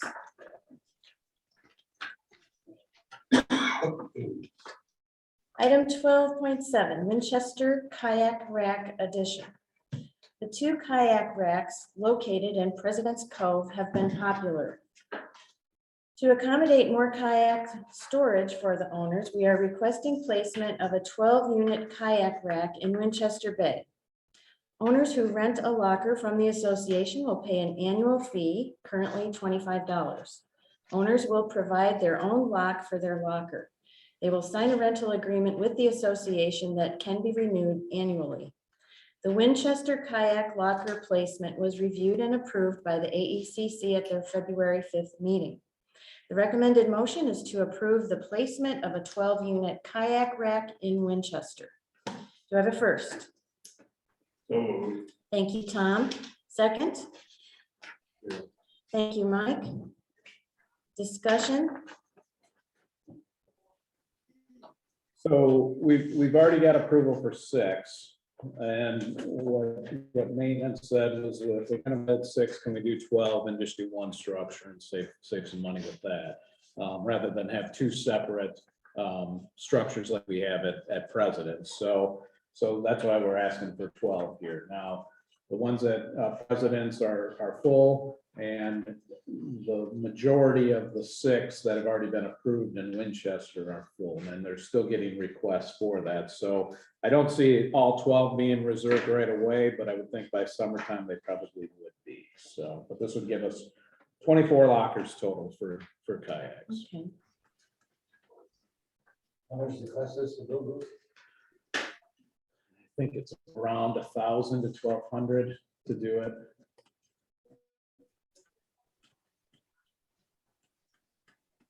Okay. Ready for a vote? Yeah, it seems cheap.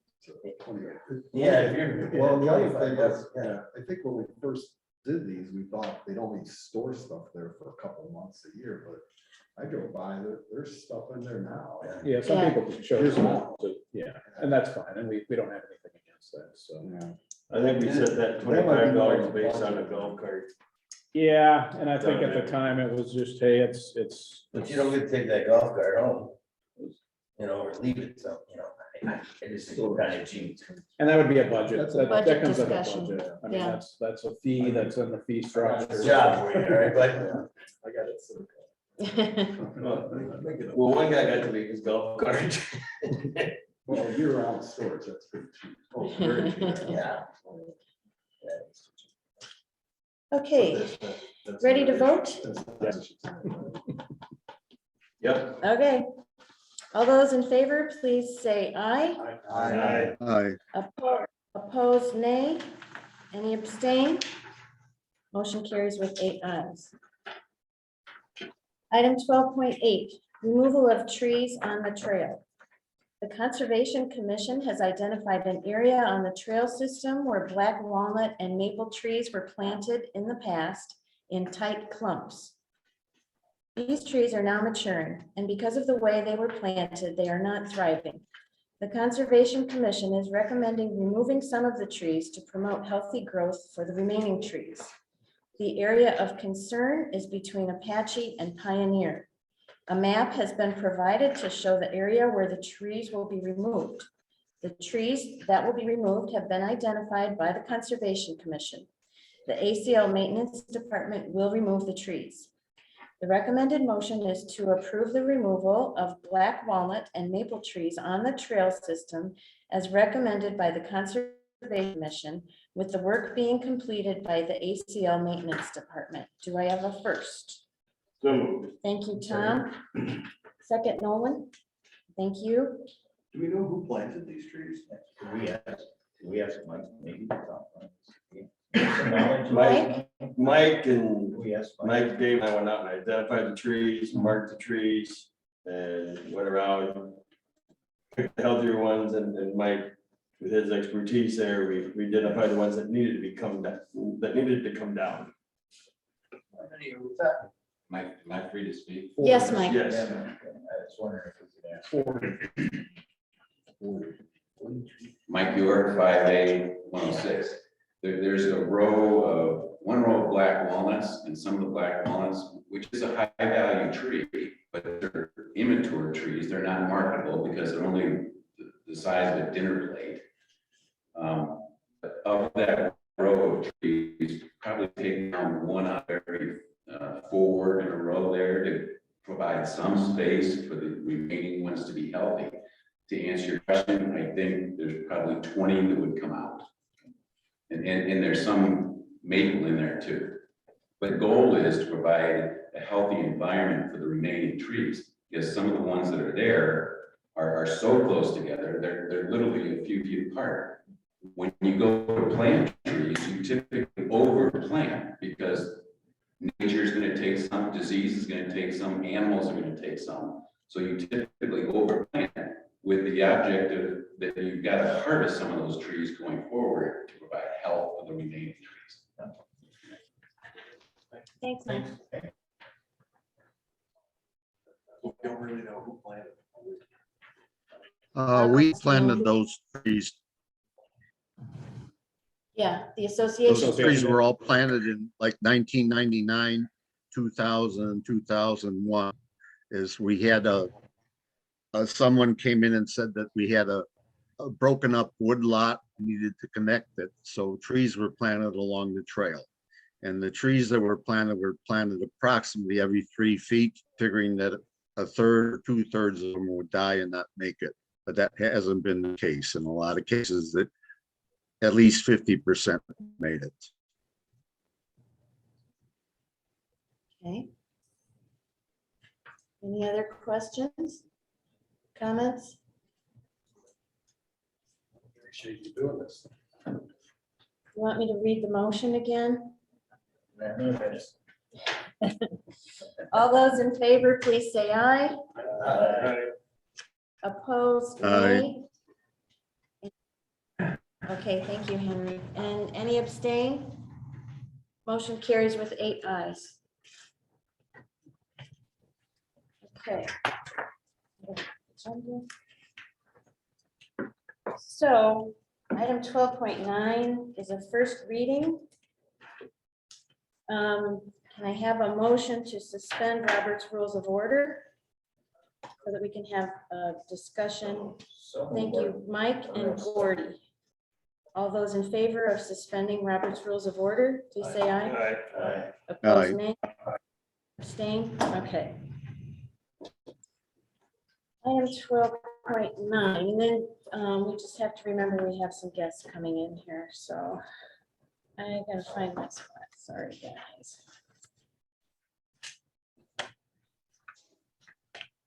Okay. The Rules and Regulations Commission recommends to the ACL Board of Directors to approve the amendment to Section 6, Boating D, General, to read, all boats shall be operated at a no-wake speed after sunset and before sunrise. The current rule reads, item 4, all boats shall be operated at a no-wake speed after sunset and before sunrise as established by the U.S. Weather Bureau, Dubuque, Iowa. The reference to the U.S. Weather Bureau, Dubuque, Iowa is no longer relevant. This Weather Bureau no longer exists and cannot be referenced. With modern technology, anyone can look up the sunrise and sunset times on their smartphone.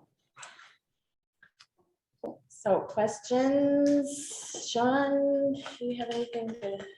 No, it's just a housekeeping. Pretty straightforward. Straightforward. I mean, just something to clean up. Is there a reason why we must not vote? We have to do two. So, This one's really a no it is. And we talked about that. So really, we don't have anything to say about that. It's pretty straightforward. Okay. Okay, well then let's go on to 12.10. That one I will have some more comments on. Rules and regulations, go-karts, first reading. Association office staff were presented with a vehicle purchased by a property owner identified as a go-kart by the manufacturer. By appearance, the vehicle did not fit our understanding of a go-kart, but because it had been identified as a go-kart by the manufacturer, it was not allowed to register. The owner was upset and asked what the difference between this vehicle and an RZR was. The current rules and regulations read, B, prohibited vehicles, 1, amphibious vehicles, go-karts, and 2, and 3-wheel motorized vehicles are not permitted on the trail system. Go-kart is not defined anywhere else in the document. Staff requested the Rules and Regulations Commission define what a go-kart is. After many months of discussion between staff, the Rules and Regulations Commission, and the Trails Commission, we have collectively created a definition of a go-kart. That definition is go-kart, a small vehicle having a lightweight body and low ground clearance, wherein the driver operates the vehicle with legs extended to reach the pedals. The Rules and Regulations Commission motioned at their December 3rd meeting to approve this definition. There's no motion required. We're just here to discuss this.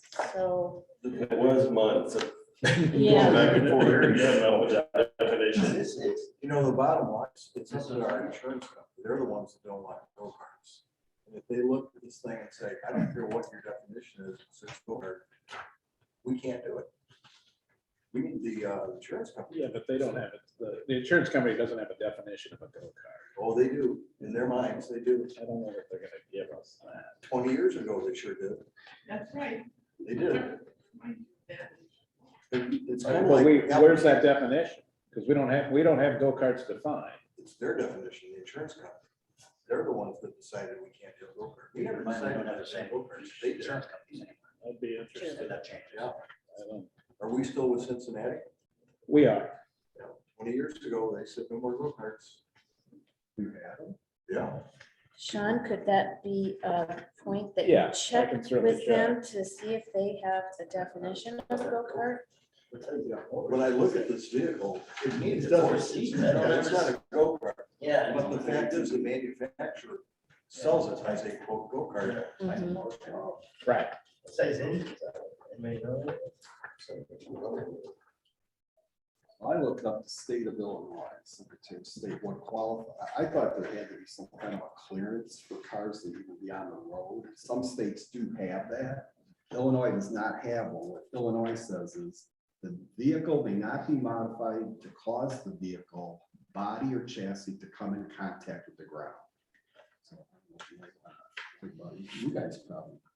We looked over clearance, Yeah. height and all that, because then we started looking into golf carts throwing this high off the ground, and it was, we've kicked around so many ideas on this. Yeah. So the idea with the statement about low ground clearance, you couldn't define a number because golf carts are lower to the ground, and then that would effectively prohibit We- golf carts. We kicked around numbers. Go ahead, Go George. ahead, George. Yes, my grandson races go-karts, and they're a couple inches off the ground. And like I said, he sits in it with his legs totally extended to reach the pedals. And I couldn't get to talk to the manufacturer of that Chinese or Japanese vehicle that we're having a problem with here, called the go-kart. I think what it is some of the states don't have to register, it's called a go-kart. Okay. And I think that's what the manufacturer was after, and I mean, we Oh. take this thing around. I gave Megan a picture of my Kawasaki T-Rex and a picture of my grandson's go-kart, and I said, sure, use that as a means of identifying, because it's very hard, Yeah. Our golf carts up here probably only have about 4 inches of ground clearance. Okay. So, you know, we're walking a very tight thin line up here, trying to rule out go-karts. Mhm. But like I said, the bottom line is, it's close to the ground and it's run with actually the motor on the back end of a go-kart is off of a lawnmower. You know, or a small generator or whatever. That's why I was asking what the engine size was. This is Right. this. Yeah, and the go-karts have to be less than 5 horsepower. Right. That makes a big difference there. But yeah, we have a problem with both the trails and our. In this definition, it says a small vehicle having a lightweight body, and most go-karts do not have any body. They're just a skeletal frame. But A few people brought in some stuff about that we looked at, I guess. We consider a lightweight body because it actually, yeah, it actually kind of had some sort of, but it was classified as instead of go-kart. We're worried down the line, we're gonna see more and more machines because of the cost of these things. And Did you see this personally? somebody bring had it in one, here? someone brought in Somebody the brought- flyer and I want to buy this machine, can I put it on the cart? Is it bigger than a golf cart?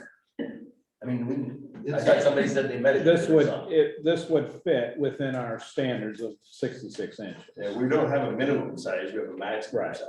Right. So it would have fit, but because it has go-kart in the name, we said it's not allowed. But they're the ones that said, well, wait a minute, this is just like a razor. You allow a razor, why can't you have this? And that's really what started this whole conversation a year ago. I mean, we've been talking about this for a while now, so. I still think we need to show Yeah, this it to does, and I'd like to see this in. You're gonna check. Yeah, and I'll do that, yeah, that's fine. And then whatever their answer is, then that's all right. Yeah, that's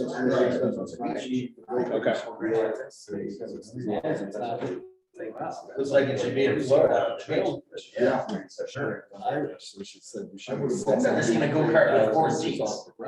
Okay, Just took like- got a lot of Okay. conversations going Okay. here, so Usually- does anybody have anything they else to say to everybody?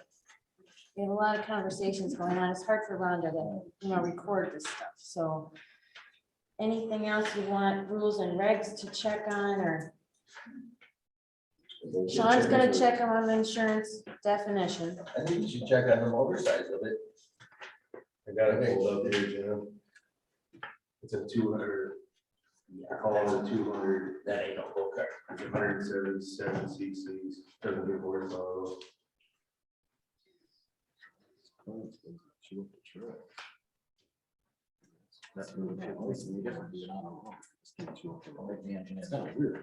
Yeah, I have a 350 Corvette engine in it, as long as I go by our rules. Okay. That's the truth. George? Yes. Excuse me, the trail commission years back ran into the same problem when Polaris introduced the RZR. In my eyes, the RZR looks like a dune buggy more than a UTV. And there was a big discussion back then about what is a dune buggy and what is a UTV. And like I said, we're faced with the same problem with this one that calls it go-kart. Yeah, they're always changing what they offer. Manufacturers. Well, it looks like it rolled on the trail better than a golf cart. So, Be more comfortable. yeah. Okay, anything else to look at or come back with? Okay, Okay, Sean, thank you for doing that. It's 11. Okay, how about zebra mussel discussion? okay. I guess just, I mean, as Mike York said, I mean, conservation's talking about this and what to do. I did have a conversation with Joe Rush last night about what I'm asking from him. And he should be getting me some information here in the next couple of weeks. But as far as a monitoring system, I'd like to bring that in March for approval. You know, if we're gonna put the discs out there and monitor it. So what I've asked Joe Rush is give me how many, where they should go and at what depths they should go. So that's something that I'll bring to the board in March for a decision on that. I've also asked him to look into the Earth Tech EQ, and can that be used for, you know, as our algicide also? Is that a possibility? Or do we stay with the Q train, which we've used for algicide, which has some copper in it for algae, but then we could also spot treat with Earth Tech in certain areas that we want to do. If we want to do the beach, if we want to do the jumping rock, if we want to pick a couple coves that we could do with that. So he's going to do some research with that also. I talked to him about the program that he has at some other lakes about spot treating, where the private shoreline owners could hire Joe to spot treat their shorelines. He's got to look into that a little bit more and see if that's something that we want to do. I mean, what he's done at the other places isn't exactly for zebra mussels, it's more for weeds and for algae. So he's got to get me some details on if that would work here because of the with the zebra mussels or not, and some of that will have to do with the Earth Tech and other secondary benefits there are from that. And then education, and he's supposed to send me an article here soon that we can start education in the Apple Corps as far as letting members know about zebra mussels. Next month, I hope to have something in there on what the owners could, you know, spray or paint on the bottoms of their boats or their lifts that would, a copper-based paint that would be okay in the lake, that would help out so that those zebra mussels aren't attaching to those as much. So some stuff there. And then education throughout the year, and I'm probably going to need some help from conservation in this, in writing articles about zebra mussels, just so the owners are always aware of what's going on with that. So that's where I stand with Joe and what I've got an idea of what I'm looking at for that. As Object sent a memo to the board talking about you know, a boat launch and contamination proposal. And I think Al, are you on? Do you want to talk to this? Yes, Sean, thank you. Al Zapchik, 189 Mustang. I sent in a proposal because I felt that it was necessary to start getting a process moving for the boat launch area that would have to happen as we move forward with any kind of eradication process. The zebra months after the meeting, board meeting in January, where we had the workshop, I felt necessary that we start monitoring or come up with a procedure to start monitoring the boats as well as anything that enters the lake. And this process would be essential for the procedures that are necessary for doing that inspection process, as well as all the documentation and any changes that would occur in our governing processes because of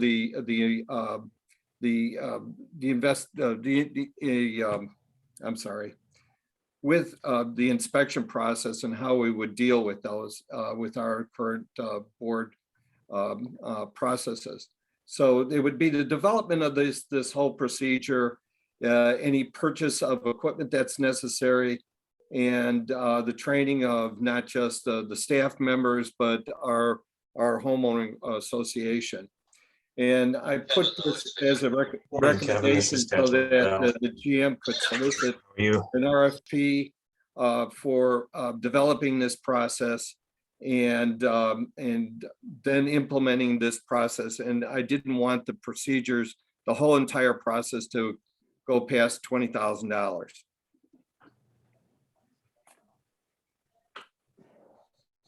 So Al, do you have some ideas on what that process would be or how we get started on that?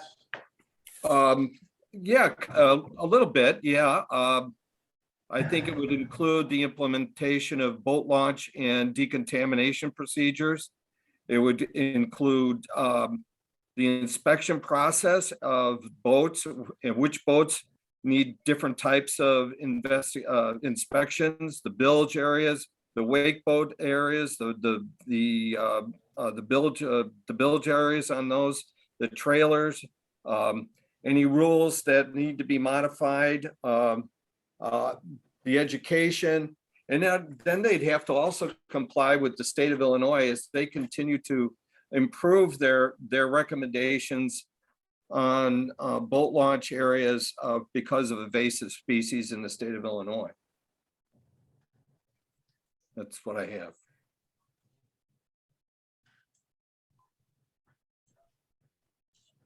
So if you're inspecting boats, we set this up, we almost have to do it up here in a separate parking lot, otherwise it just be a congested mess down here at the marina, wouldn't it? Especially on a basketball day. Yeah, basketball day or even busy holiday weekends. That'd be a horror story. One question I have is, we talked about monitoring the lake. The first question I asked after we went into questions and answers on that seminar with the owner of the company that says they can eradicate them, I asked if these zebra mussels are coming in through the tributaries and the small creeks and streams that feed the lake. Because if we find out that they're in these streams and creeks, there's no way we're going to eradicate them, along with all of these other lakes that we have in Illinois. Yes, we have to monitor the boats coming in. That's going to be a horror story. It's going to be a horror story to have to say your boat has to get cleaned, your boat has to get cleaned, and everything else. Because you know, well, as well as I do, a lot of people up here don't have pier space. So they trailer their boat into the water and it sits in their driveway, Monday through Friday. And like I said, I believe we have to start at the beginning and make sure they're not coming in through natural ways, through creeks and streams. Yeah, I think that would be part of where some of those discs would be, monitoring that to Yes, see. I think that would be the first thing we do before we go spending any money to clean boats or any other prevention methods. We don't have times that boats can come in and out, right? So you'd have to have somebody down there 24 hours. Well, and I mean, that's, Yeah, got a fisherman who wants to go out there at 3 o'clock in the morning, check the boat. Yeah, because they have overnight bass club tournaments. Yeah, they have night fishing, don't they? Yeah, I know the territory had gates up on their launch. You always had to call security, but they just come over and unlock the gate and usually they didn't even see it. They didn't look at your boat. And then they probably weren't trained to look at your boat, you know? Joe tells us we've had these zebra mussels for a while anyway. When you start looking at some of these, especially these fishing boats that have so many inlets and outlets, and some are screened. Some you can't get into because they're screened, keeping away all the vegetation that could plug them off. I'm just not Yeah, sure how the that- villages are microscopic. I mean, you can look it over all you want and still not know where. I had somebody question, you know, when you grease your wheel bearings and you shoot water out of them. Yeah. Oh, you have that in there. There's a lot to look at. Yeah. Yeah, there is. There's currently a study going on Lake Geneva because they're losing a lot of the microorganisms and they're not sure, but they think it's contributed by the zebra mussels in the lake. And these are the microorganisms that the young fish need for spawning and for living. So, you know, if the lake gets too badly contaminated, it might really affect the fish population. I know Lake Carroll has had them for a while and they have a very good fishery down there. They have a great fishery. And Lake Carroll, I don't think they do anything with it. Do they, Sean? They don't. no. They just, it is what it is. Right. Talk to somebody that like Holiday. Well, They're not going up over there. Yeah, Their fishery is excellent. I don't think you're on. it is. It's yeah, their tournament weights are crazy high. Ours are creeping up that way. We're getting better. We're getting better. Did you say they go up to the peak and then they drop back down? Yeah, they kind of flatten out.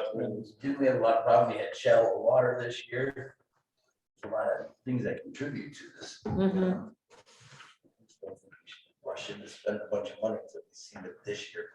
But I like Mike's comments. I think, just in my opinion, Mike. I think doing nothing isn't the right answer. Yeah. No, I, But I put some fish and stuff in there. And then just don't $800,000. Right. Okay, Mike, it's just about 11 o'clock, so let's take a little tiny break fast and be back in a couple minutes so that we can start our workshop.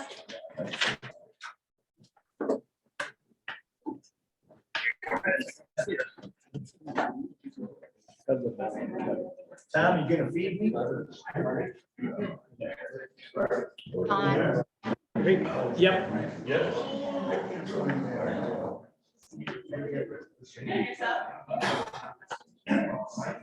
John, Yes, Rhonda. I'm sorry. I didn't know if you heard me or not. Do I need to come back for the foundation discussion, the capital update? I think we can handle that, so don't worry about that. We'll take Okay. care of All right. Okay, perfect. All right. Thank you. Okay. All right. Rhonda. Bye-bye. Have a good week. You too.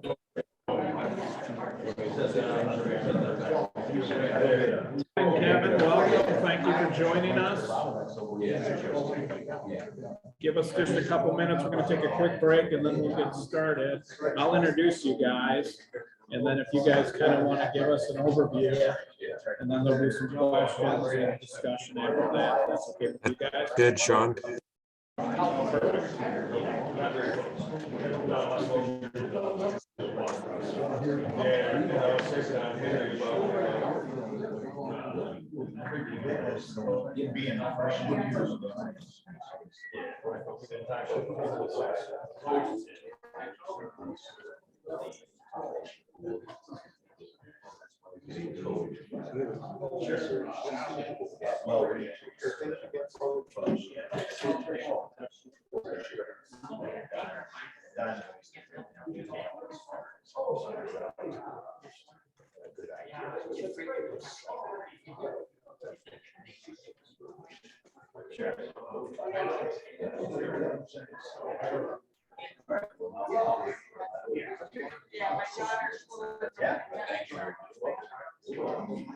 Looking forward to that project. It looks like a nice project.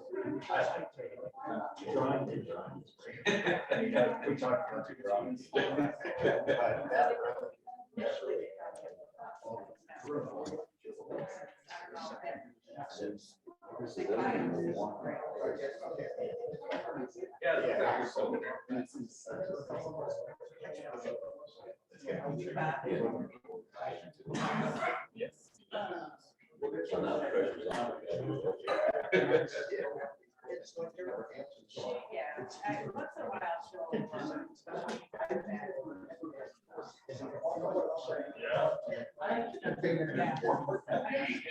Well, you know, sometimes you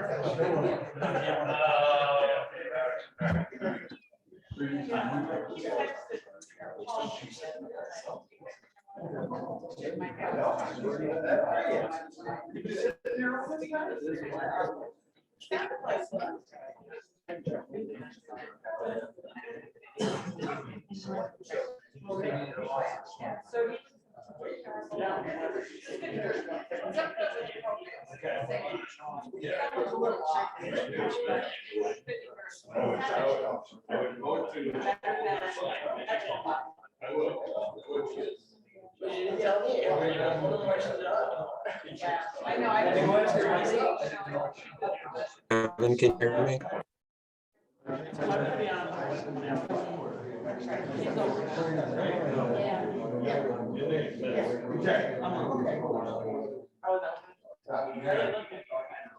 John, I need your signature.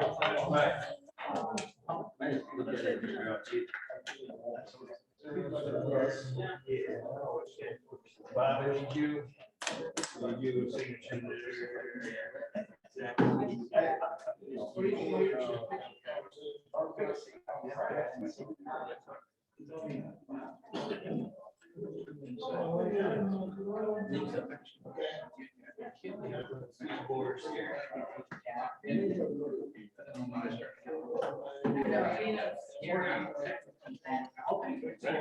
Yeah, we're ready.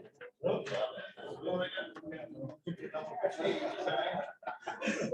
was thinking about that. Write it up, Mike, write it up. I'll just leave them there for Steve to sign. Okay, we ready? Yeah, we're ready. Get up here. Let him start. I'm on a meeting.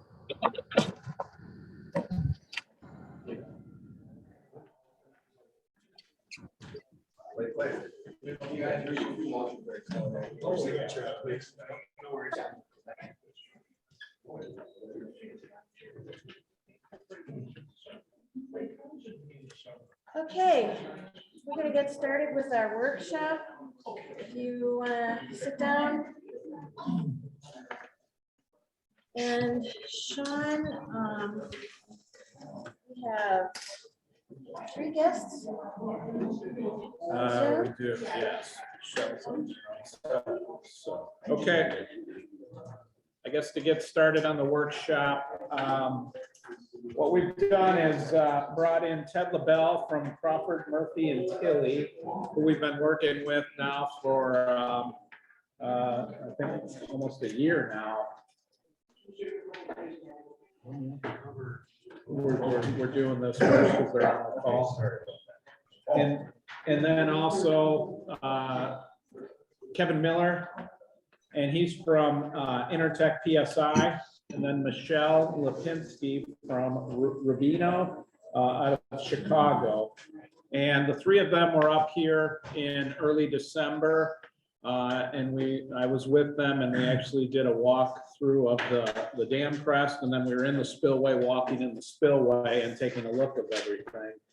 They've provided the report to us that is in the board packet. We've got copies on the table here, and it is also in the workshop page of the website for anybody Zooming if you want to take a look at that too. So with that, I'm going to hand it over to our group. And Ted, if you want to get started, that'd be great. And just kind of give us an overview. And then there'll be questions and discussion after that. I guess one other thing, the board is here obviously for a workshop, but we've also invited the Flood Mitigation Ad Hoc Commission to join us for this too. So we've got them listening in also. So go ahead, Ted. All right, thanks for the introduction, Sean. In our report, hopefully at least maybe you had time to review the executive summary, but there in the scope of our agreement was to look at primarily 4 main points. One was to evaluate the flow in the channel downstream of the waterfall, determine if maybe it needed to be widened. The second was to look at county and state regulatory requirements for permitting for the spillway replacement. The third was to consider the removal of rock from the spillway to widen it and what the impact might be on the dam, what the methods might be for rock removal, and any other key geotechnical aspects for rock removal. And then the fourth item was to look at a more detailed cost estimate to raise the crest of the dam. So I'll speak about the first, second, and fourth points, and I'll turn over the point to Kevin and Michelle to cover. So I'll go over things not as detailed as in the report, but I'll give you an overview of what we found. So on the first point, evaluating the flow in the channel downstream. Basically, when we did the preliminary planning report in 2020, we calculated what the flow would with a labyrinth spillway, which would allow you to pass higher floods without overtopping the dam. And so the 2 flows we looked at were 30%, 60% of the probable maximum flood. And the 60% probable maximum flood is a flood that the IDNR current standards require you to meet if you go in and modify your dam for other reasons. So when we did the analysis, we used some computer software, excuse me, and we looked at what would happen with those flows coming off the waterfall, coming under the bridge, and then turning and going down to Hell's Creek. Is that the correct name for it? Hell's Branch? Yep. Okay. So we did that, and what we found with the profile was that the bridge is not overtopped with the 60% flood. The water would be right about near the deck of the bridge on the upstream side. but the flow would get through there. Now the flow would be moving at a very high velocity, so there'd probably be scouring of the channel of the loose rock that's down there. But the bridge abutments appear to be founded in rock that was removed to pour the foundation. Not quite sure how deep it is. The different plans show between 2 and 4 feet that it might be anchored in the rock. So the bridge appears to be pretty well anchored in place. So it does appear that the flow would be able to get through the existing channel. And then of course downstream, that flood, the creek will probably get up across the road, and some water may come through the ditch on the north side of the road. So there may be some overtopping of the road, but that, that would be expected in a severe event like this. But the channel itself leading from the waterfall under the bridge and making the turn appears to be adequate to carry those high flows. The second point, I don't know if you want to discuss these as I go, Sean, or just get through them all and then come back to questions. Yeah, why don't we do that? Okay.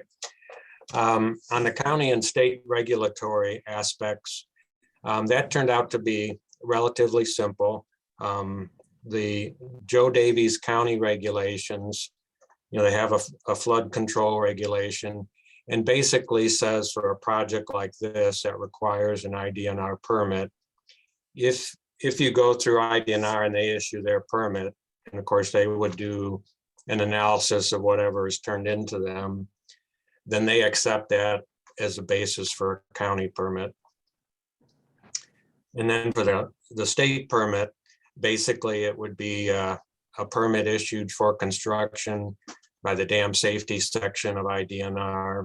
It's in part of the Water Resources Division. And so that would be something where you submit to them your plans and specifications for construction, and they'll go through them and review them. And a lot of times they'll do, if you've done hydrology and hydraulics, they'll actually take your input files, they'll rerun it, they'll make sure they get the same answer that you do. They'll usually ask good questions. They have both hydrologic and geotechnical capabilities. And then once they review it, then they would issue a permit if they're satisfied. And then if there's any conditions to the permit, they'll include those. And you do have to have that permit before you can start constructing anything. And I think one thing they've told us, at least I think in 2020, was they would like to see, obviously, Apple Canyon Lake increase their spillway capacity. And normally on other projects we've done is once you start working on a dam, they have a provision in their regulations that you have to bring everything up to standard. So in this case, that would be the 60% PMF. But in talking with the Paul Maurer, who's the head of the dam safety section, he said that any improvement to the spillway would be acceptable, that they wouldn't necessarily demand the 60% PMF, but that is what the current standard is. So, and I think in the 2020 planning report, we listed what other items could potentially be concerns of IDNR to upgrade once you start work, try to get a permit for construction of the spillway improvements. Then the fourth item that I mentioned was the cost opinion to raise the top of the dam. So we brought that up in the planning report that the dam is about 1.1 feet out of level from the east end to the west end being higher. And so if the dam is leveled up, you have more freeboard from the highest lake level that you might get. And the lowest point on the dam is considered to be the overtopping point, and that's the point that you begin to have water flowing over and potentially wash out your dam. So with the leveling of the dam with earth, you could make it all the same elevation and increase the freeboard. And we had two options for that, and one option would be to scrape off the grass that's there and put down compacted clay fill. And if it's compacted to the same degree that would be required by IDNR, a high level of compaction.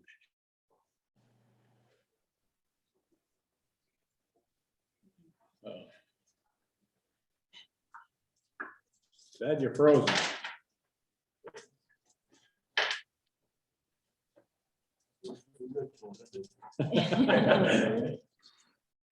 We may have lost Ted.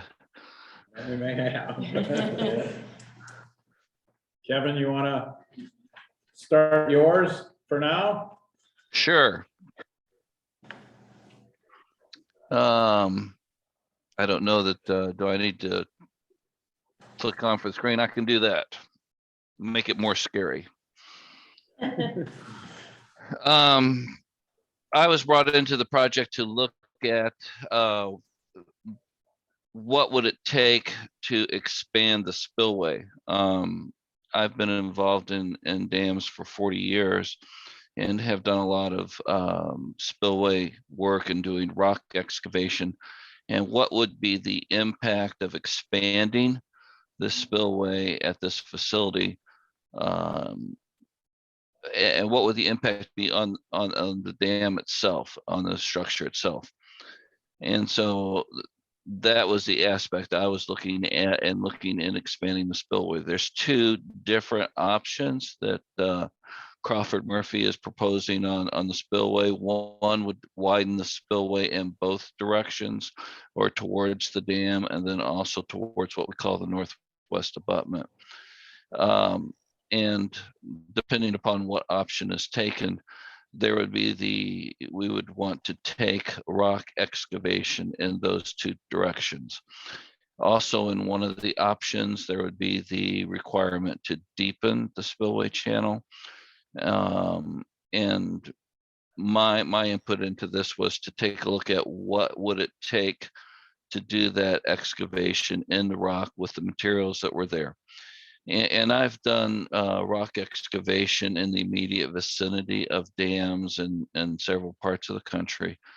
And we can do this safely with equipment, or we can, by safely, we can do it without damaging the existing embankment. There's several ways of limiting the impact of doing this excavation. I suspect with these that we would do what's called controlled blasting. And that sounds like, putting a lot of vibrations into the ground, but what we really do is limit the amount of explosives that's ever set off at a given time. And by doing that, you would barely feel the blasting going off. If you're more than 100 or 300 feet away, you probably would not know that this was going on. You'll probably hear it more than you'll feel it. Several ways that we do this. Not only do we limit the amount of blast that goes off, we do things like we do pre-splitting. Pre-splitting would help us to have a more straight excavation once the rock cut was made. Pre-splitting, you would put a series of holes relatively close together. You would put a low level blast in these holes that are narrow and put close together such that you crack the rock directionally between the blast holes. And once you do that, then the rock and the blasting that you do inside of that area has a tough time getting the vibrations to go across that cracked surface. It's commonly done. This is done in roadway cuts. It's a very common technique. But not only does it give you a smooth cut from the blasting, it also reduces the amount of vibration that extends beyond that pre-split surface. So we can do the rock excavation with blasting. It does not have to be done with blasting. We can probably do a fair amount of the excavation with rock equipment. which will be more cost effective will be up to the contractor that's doing the work. Some contractors are more familiar with doing this with hydraulic rams and breaking up the rock and breaking out the rock with hydraulic rams. Others are more adept at bringing in a blast expert and doing the cutting with blasting. So depending upon the contractor that's selected and what they're most familiar with, typically gives the best price for doing the work with the technique that they're most familiar with. But we can do it. We can do the excavation here. We would put monitoring on the dam and on any other feature that you were concerned about in the area. If we were doing blasting, we would monitor the ground vibrations at the time that we did the work. I'm getting a sound like somebody's asking a question or something. Can you go into some of your experiences with, you had worked in a spillway similar to ours in, I think it was Missouri, is that correct? Yeah, so I just finished up doing an expansion to the Winnebago Lake facility that's just outside of Lee Summit, Missouri, just south of Lee Summit. We actually built an entire new dam downstream of the existing dam and doubled the size of the reservoir. We kept the reservoir at the same elevation. The emergency spillway there was 150-foot wide spillway. And whenever we got storms at that particular facility, we could get as much as 6 foot of fluctuation inside the reservoir. We put in a new 200-foot wide labyrinth spillway, similar to what Ted's suggesting that we do here. And we had a major storm come through before we joined the two reservoirs, and the water coming through the existing 150-foot reservoir raised the water about 5 feet behind that spillway, but it only raised it 1 foot coming over the labyrinth spillway. So the same flow created a much lower fluctuation in the spillway. The reason for this is a lot. Oh God, I hope I didn't turn my thing off. You did. I just wanted to mention I've rejoined you on my phone here. This is Ted. Oh, okay, Ted. Thanks, Ted. Ted, I'm just rambling on and on here, waiting for you to come back. Nope. You're doing fine. I love the story hearing about Winnebago Lake. But there at Winnebago, the reason why it was so effective is by putting in a labyrinth spillway in the 200-foot width that we had, we effectively made the spillway length 600 feet. And that's what made a difference is a labyrinth spillway we can put in a smaller space, give it the effectiveness of a long spillway, and we can get more flow capacity going over it. And that allows us to control the pool level. In fact, it was so effective that now they want us to raise the spillway 6 inches because people are complaining they can't get enough water at the far reaches of the reservoir. So we'll be going back and adding some stop logs to the labyrinth spillway to raise it 6 inches because it can be fine tuned to that increment by having the long length of spillway.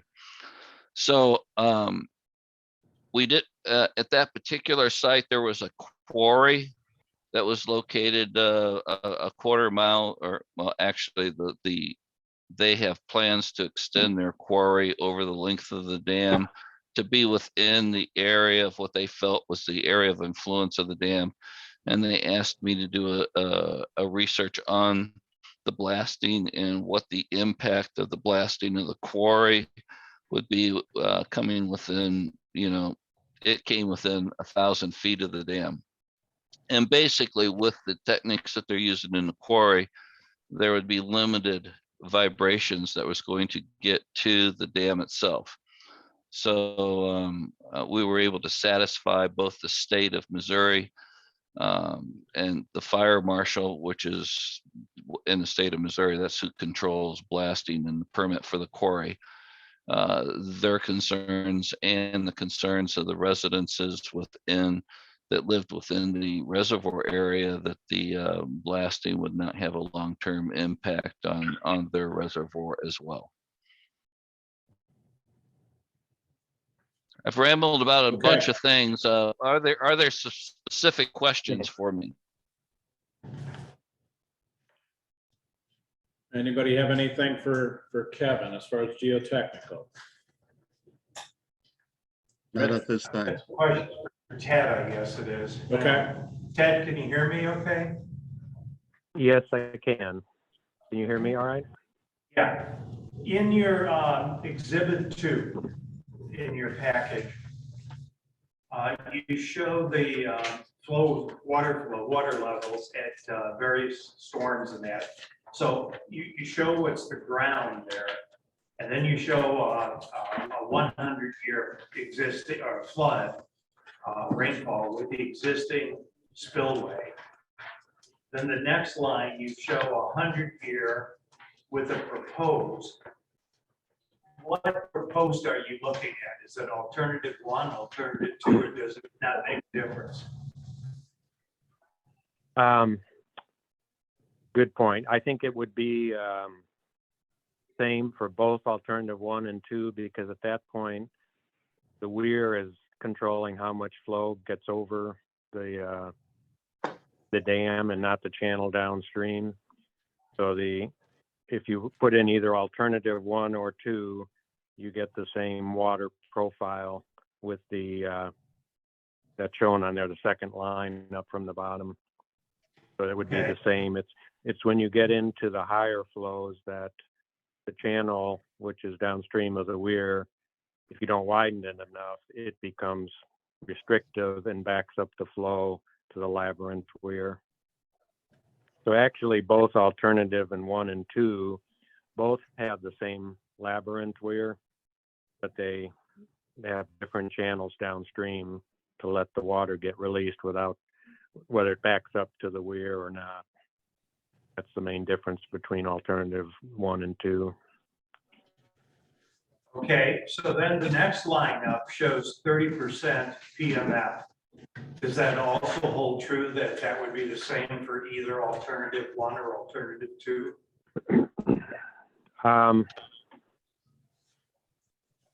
Well, that's the flow rate that alternative 2, the one where you don't widen the channel as much. That's the peak flow that you would get from the dam for the 30% PMF. Yeah, I guess as I think about that, yes, that's right. That would, for both alternative 1 and 2, that's the flow rate for the 30% PMF, because both the same weir would be releasing that amount of water, regardless of what channel improvements were downstream, because the water could get away from the weir. Okay, and then So your right, next line up, your next line up shows 60% PMF. Now, again, would that be with alternative 2, or does it make a difference? That's just with the the alternative, which would have the much wider channel, because in the, I forget the numbering of 1 and 2, but the one that we don't want to channel as much, by the time you got to 60%, the water would be flowing over the dam and not as much through the creek. So that water level only applies to the alternative, which does the most widening of the channel. Okay, for that line, when you look at about the 300-foot mark, which is just upstream of the bridge, it shows the water level as being higher than the bridge, but then immediately drops down to go under the bridge. What causes that drop? Why isn't it topping the bridge at that point? Well, probably what you'd have to do an even more detailed analysis. But what happens as the flow gets to the bridge and it's steep downstream, the water is accelerating to get into that opening under the bridge. There's a lot of curvature of the water as it's coming in from the sides and the middle, kind of diving down through there. So as you can see, those points are very close together. So that means the water's not level, it's sloping rapidly down. So it's hard to say exactly if, some water might spray over the bridge, on parts of it, or if it would all get pulled down underneath the bridge. But it basically, the fact that downstream of that, it's below the bridge, means that basically you're not backing up water, from downstream up over the bridge. It just means that upstream of the bridge, it's above, and then it's rapidly dropping as it enters the opening for the bridge. So it's not the water's not going to look exactly like these points because the way it's computed in the software, but it gives you an idea of what the profile is. And like downstream of the bridge, you notice the water jumps up. So what happens, the water is going at a very high rate through that bridge, a supercritical flow. And then once it widens out into the channel downstream, that water slows down. So that's what you would call a hydraulic jump. It's basically shooting through the bridge very rapidly, and the water on the other side of the bridge is going slower. So then the water surface jumps back up downstream of the bridge. So what I would say as I interpreted these results is that basically the water level upstream of the bridge is pretty close or slightly above the bridge deck. And then as it approaches that opening, it's going to get pulled down lower, and virtually all the water will go through the bridge. Now, that as far as the bridge goes, the road downstream for an extreme event like this will probably be flooded across. So the road will probably be closed. And in my understanding, in 2017, when you had that high flow event, that this road was closed off. So I don't think keeping the bridge open is going to be that key, because the road to the east of it will be closed. But it gives you at least an idea of how high the water level will be in this area. Hey, Ted, this is Kevin. Most of that flow that you're putting through there is because you put the STARM only in the watershed of the dam, at the Apple Canyon Reservoir. And if you have that same storm over the whole area, we're probably going to get a fair amount of pressure or flooding downstream of this as well.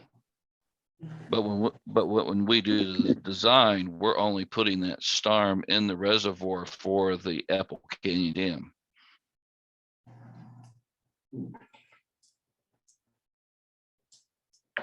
So there's a high chance that bridge would flood from the bottom up before we would flood it from the top down. Let me explain that part. I did talk about that in the report.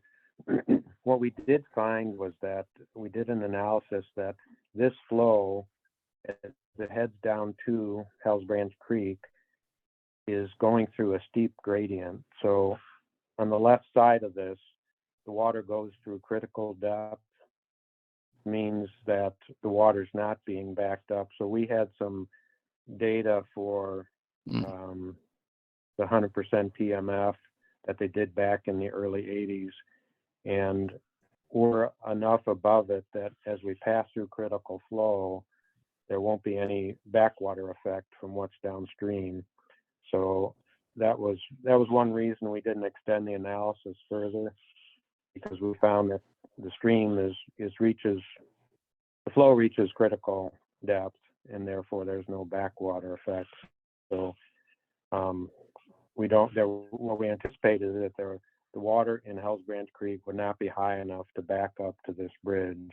In other words, there's a lot of elevation drop from this bridge down to where the creek is in front of the dam, about 700 or 800 feet to the east. So, did that make sense to you, Kevin? Yeah, that actually is great news. Yep. We had anticipated if it didn't go through critical depth here, and we would have had to analyze more of the creek downstream, not only this branch, but some of Hell's Branch Creek. But because of the fact it went through critical flow here, rules of hydraulics say that there's no effect from what's downstream of here and backwatering up into this area.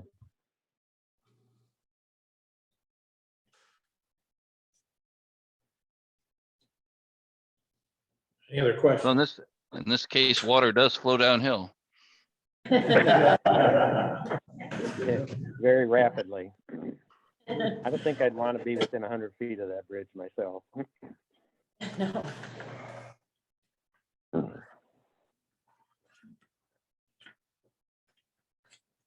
Other questions? Is there any way that the weir can be built without lowering the lake? You hear that, Ted? Not fully. Is there a way to do the weir without lowering the lake? And I know you and I emailed back and forth this week, this is gonna come up. That's something we talked about from the beginning with this and looking at options. I don't know, Ted, can you speak any more to that? Well, generally, yeah, I can speak to that some. The idea of lowering the lake is to give you a place to store water that might come in from minor rainfall events and keep the water from overflowing the existing weir. If you keep the lake full, then we need some method of diverting water around the project. And, there's some different ways that could be done, but they would increase the cost. So for example, you could build the labyrinth spillway, say in two parts. You could, build a dividing wall and force all the water to go down one half of the channel while you build one half of the wall. And then while you build the other half of the wall, figure out some other diversion method so water goes through, the other half, maybe have an opening through the other wall. The other thing you'd have to accept is that an event could occur that it has to flow over the spillway. So the contractor has to be ready to just abandon ship. If a big rainfall comes, he's got to get his stuff out of there, and whatever he's built, he's got to have it built so it can withstand some flooding that would come over the existing weir and go down the spillway. And then he'd just have to, stop working until the water goes back down. So I think the overall idea of drawing down the lake is to minimize the efforts required for diverting water during construction. And then so let's say you get a small rainfall and you refill the lake, then the idea would be that you could reopen the dewatering valve and lower the lake back down. So there still could be an event, which, if it's large enough, would just, stop the project construction until the lake level went back down. But part of the idea of picking the fall time of year is that generally for the time of year that tends to be a little drier time, September, October, November. And so you just improve the odds a little bit of not having as many large storms and being able to continue with the construction.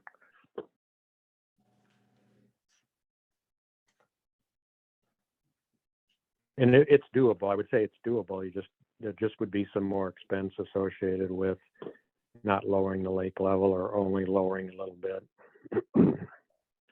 Like one thing I would say, you typically have a steady stream of water through your spillway year round.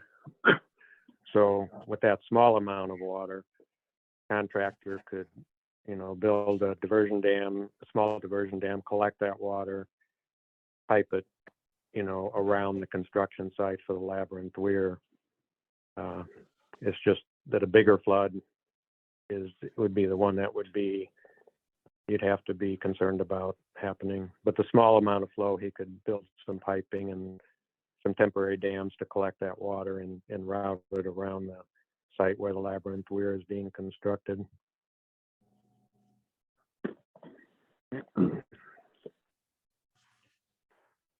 So I think it would be something we definitely want to look at. Yeah, I'd be Consider the interested cost. in additional cost to be, because Right. if we lower the, say, 1.5 or 2 feet, there's a whole lot of places that, I mean, the boats will be sitting on dry land. Right. At the north end. Yeah, logistics would be difficult, so I think it's definitely worth looking at and considering the cost. I would agree completely with that. So. Go ahead. How long would it take to complete this work? In other words, could this be something done in late fall of the year? So that, we could just get, if we did have to lower the lake, so that boats could just be gotten out earlier?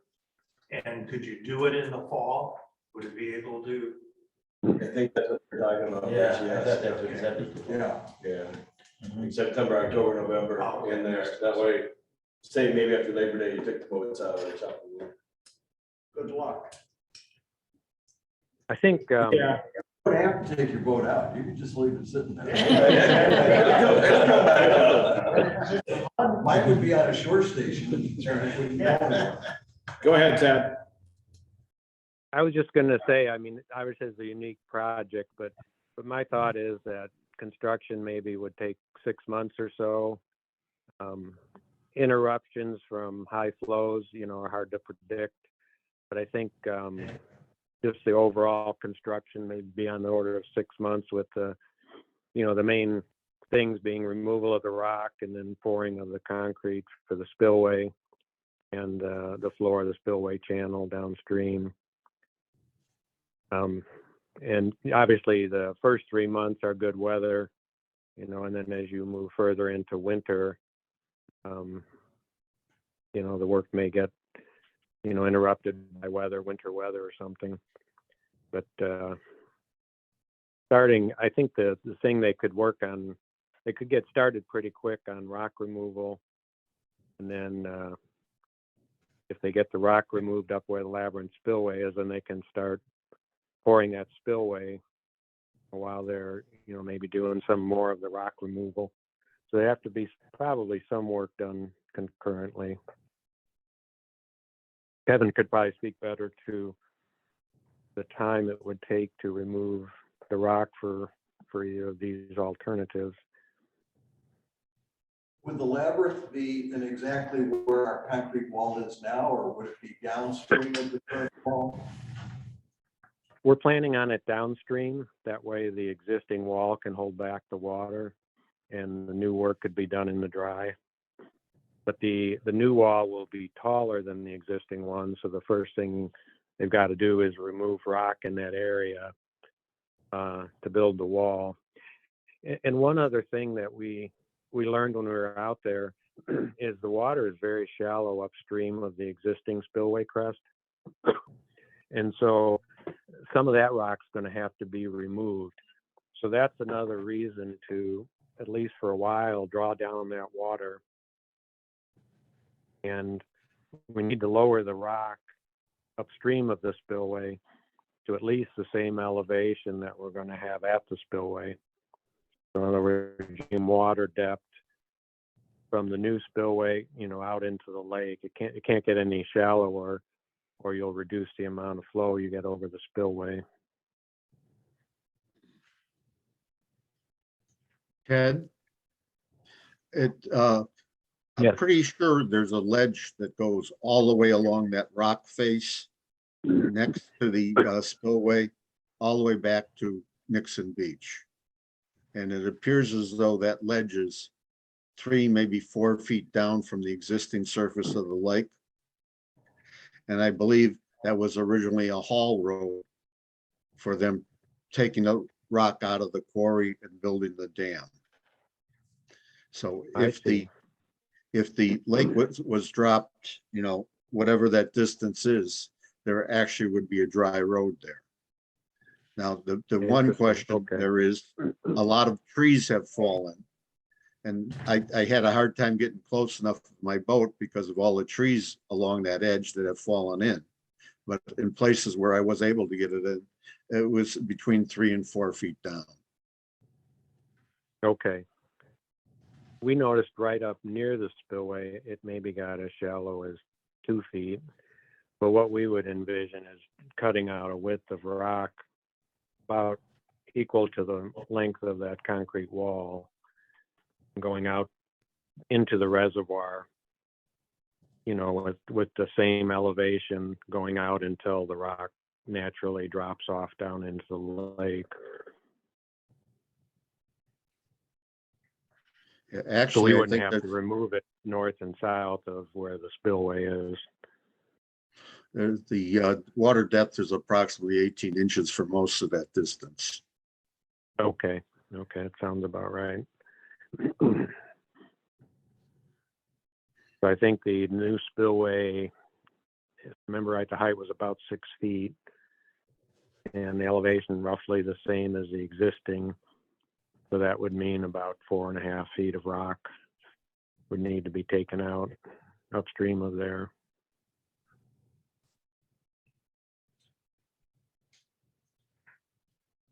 That Hall Road, probably some rock was removed from that to create it, right? I mean, that wasn't the natural surface.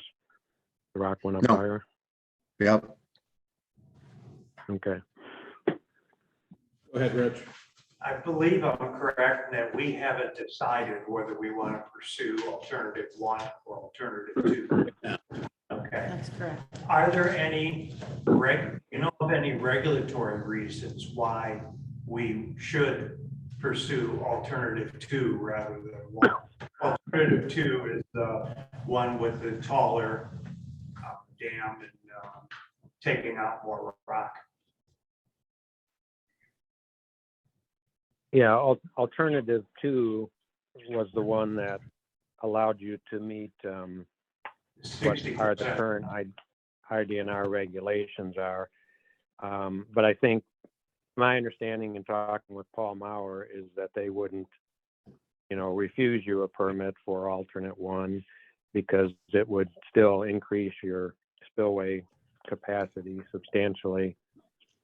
But one other way I look at it was the difference in cost of the 2 is maybe, you know, roughly $400,000 or $500,000.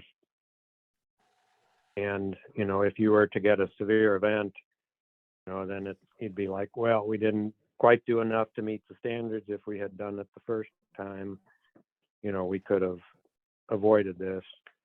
And so one way to look at it is just the incremental cost, spending, you know, maybe an additional 50% to go from something that meets half the requirement of the state standards to meeting the 60% requirement.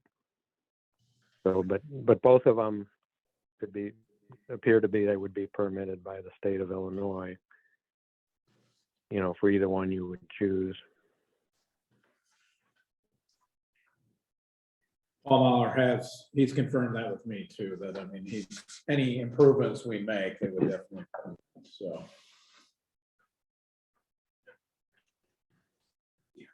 Go ahead, Rich. When it comes to leveling out the dam, you presented 2 options. One was the packed clay, one was the other soil. I guess I don't understand, what would we gain by using the other soil? It seems like we don't really gain anything.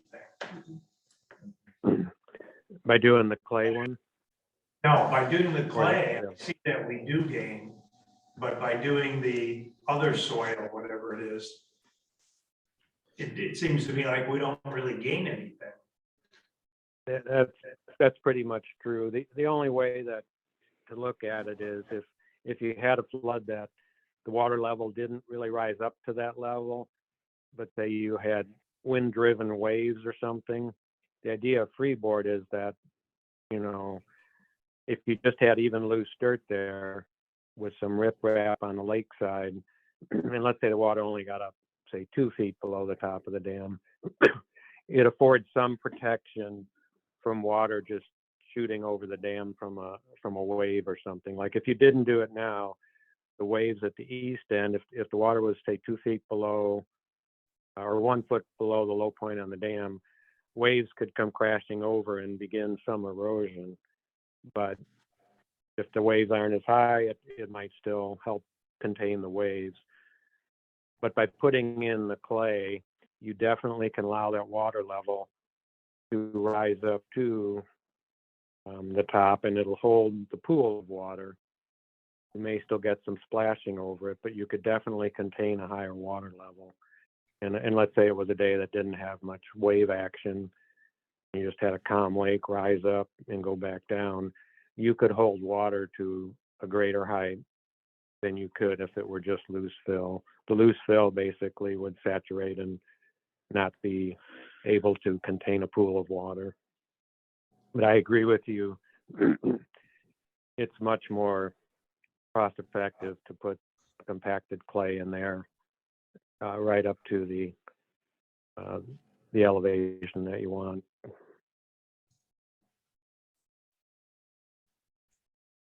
And I believe you said that even if we do the compacted clay, we still wouldn't meet requirements or regulations regarding freeboard.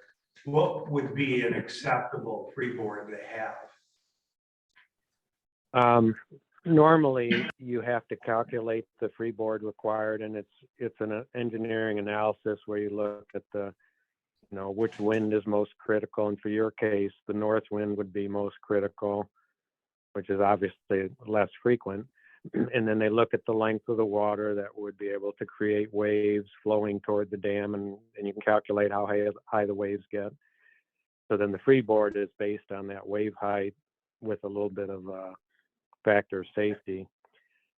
So I can't give you an exact number, but my experience has been it's usually in the range of 2 or 3 feet would be the desirable amount of freeboard. So I think with the analysis showed, we came in within a few inches of the top of the dam. So if you were to meet the freeboard requirement, you do the analysis, and then you maybe try to create some sort of wall which would have a height equal to what that calculation shows, and it might be on the order of 2 feet or so, or 2.5 feet.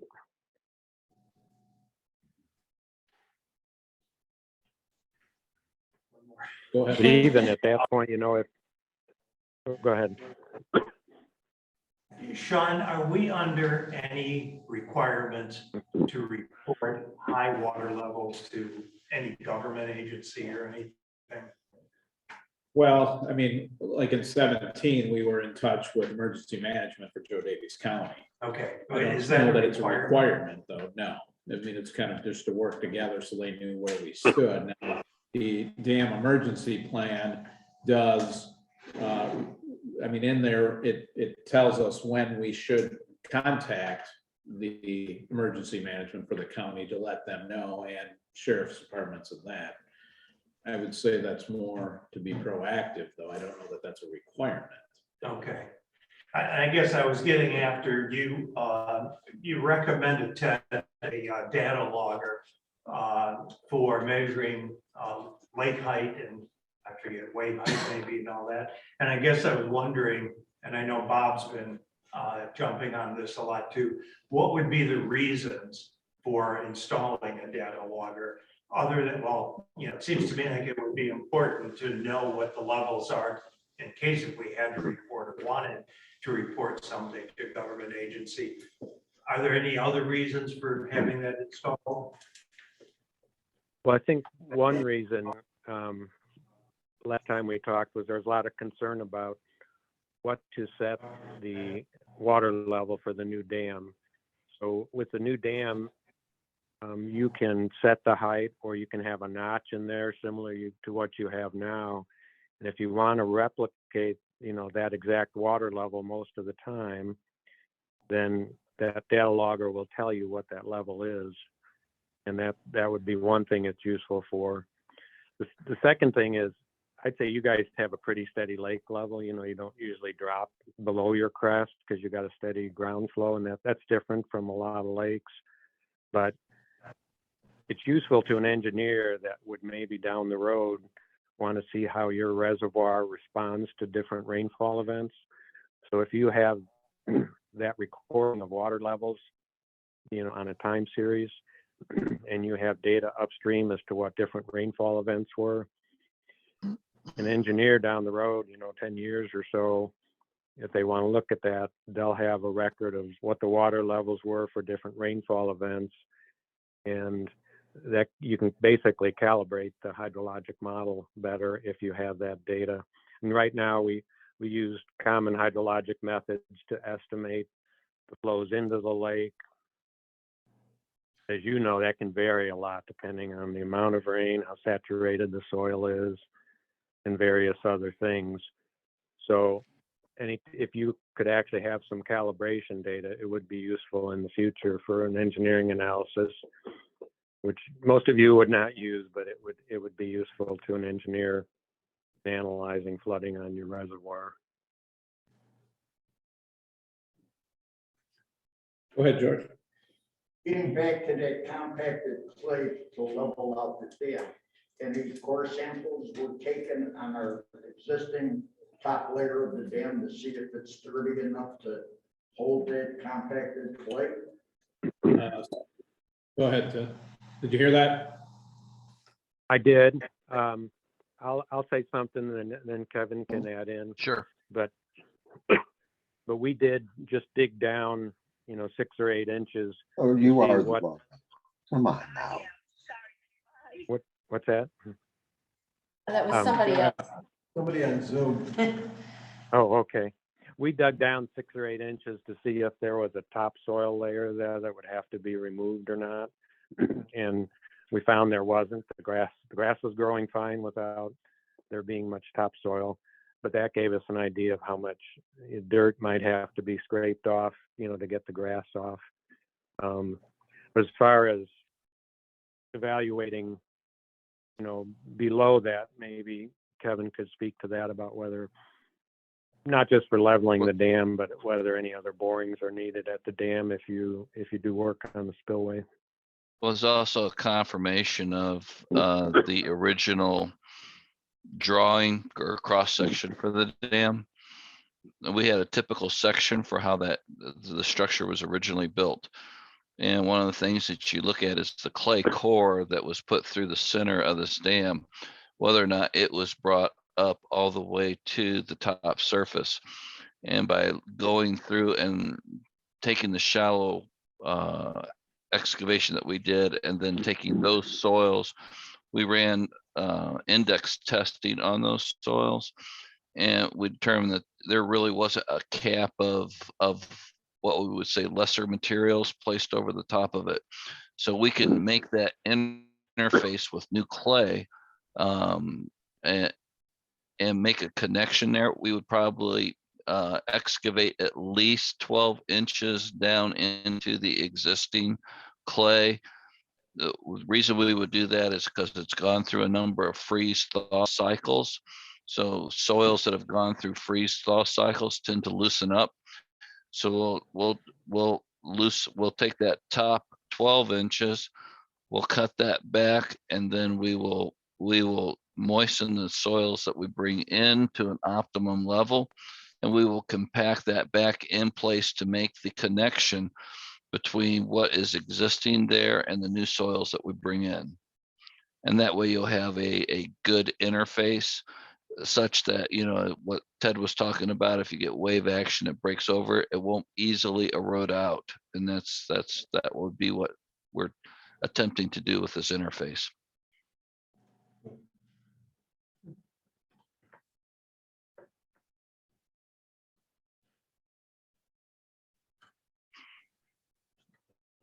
Any other questions? Yeah, Just Norm Vandergrill, may I ask a quick question?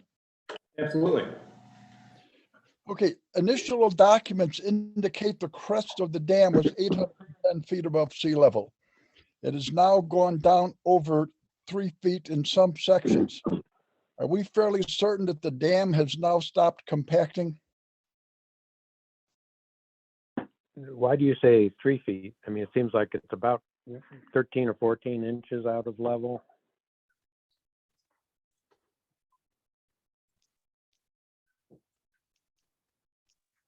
Did you hear that, Norm? Yeah, I read that the crest was 807 feet in one spot.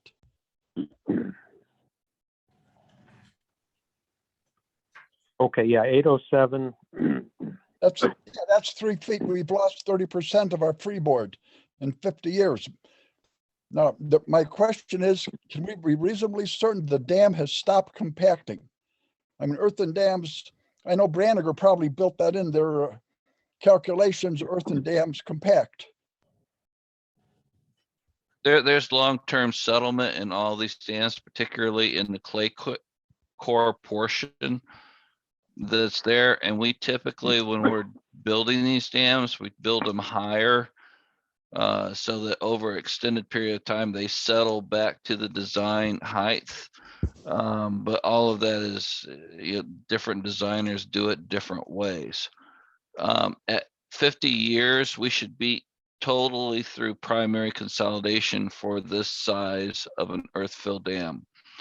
The way to be sure about it, though, is if you had settlement monuments in, along the top of the dam, you could take readings on those to determine if the settlement has indeed stopped. I would be surprised at a 50-year-old structure if it was still settling at this point. It does not appear to me that the dam was built with what they called a clay puddled zone. If there was a clay puddling in the center of this, it could be extending for a greater period of time, but it doesn't appear from the drawings that that's the way they constructed this. Kevin, Yes. from what people who were there when the dam was built have told me, that our dam has basically a rock core. All the rock that came out of the quarry and the rest was dumped to build the center of the dam. And then truckloads of some sort of sealant compound were poured over the top of that rock. I was told that the trucks hauling the sealant compound were going day and night. Now, I don't know how much is true and how much is not. Well, I would add a little bit just from what I determined from the plans, but I would call this a clay core dam. So kind of the center of the dam was good quality clay that was probably compacted. And then kind of rock on either side, which was taken from the quarry. So that made the structure stable. But I think the grouting you're talking about was they did a lot of grouting of the subsurface existing rock to fill cracks in the limestone so water wouldn't, travel under the dam and escape. So that's my overview, but Kevin might be able to speak to that a little more. That's consistent with the drawing that it was originally submitted to Illinois for the construction of the dam. Kevin, did you see the picture of the dam being constructed where it shows that they excavated the bottom center for the dam, probably 6 or 8 feet below anything existing? I see where the keyway cut is in the plans. I did not see any of those photos. It was in our calendar 2 years ago. So somebody should send you a copy of that picture because it shows that, and it shows them constructing the outflow, the drain valve. Oh, for the lake drain? Yeah.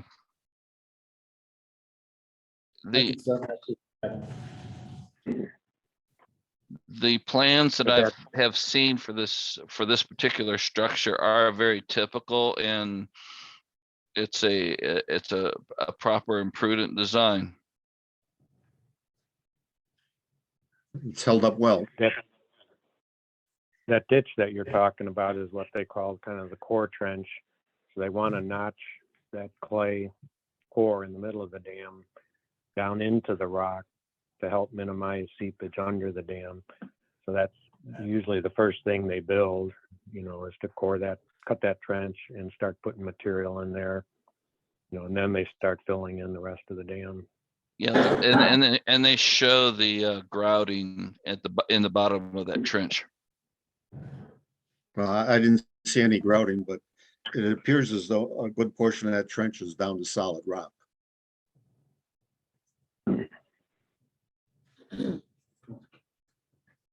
Norm, are you still there?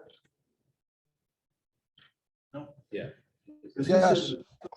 Okay, you were quoting a number, 807 feet. What did you think that number represents?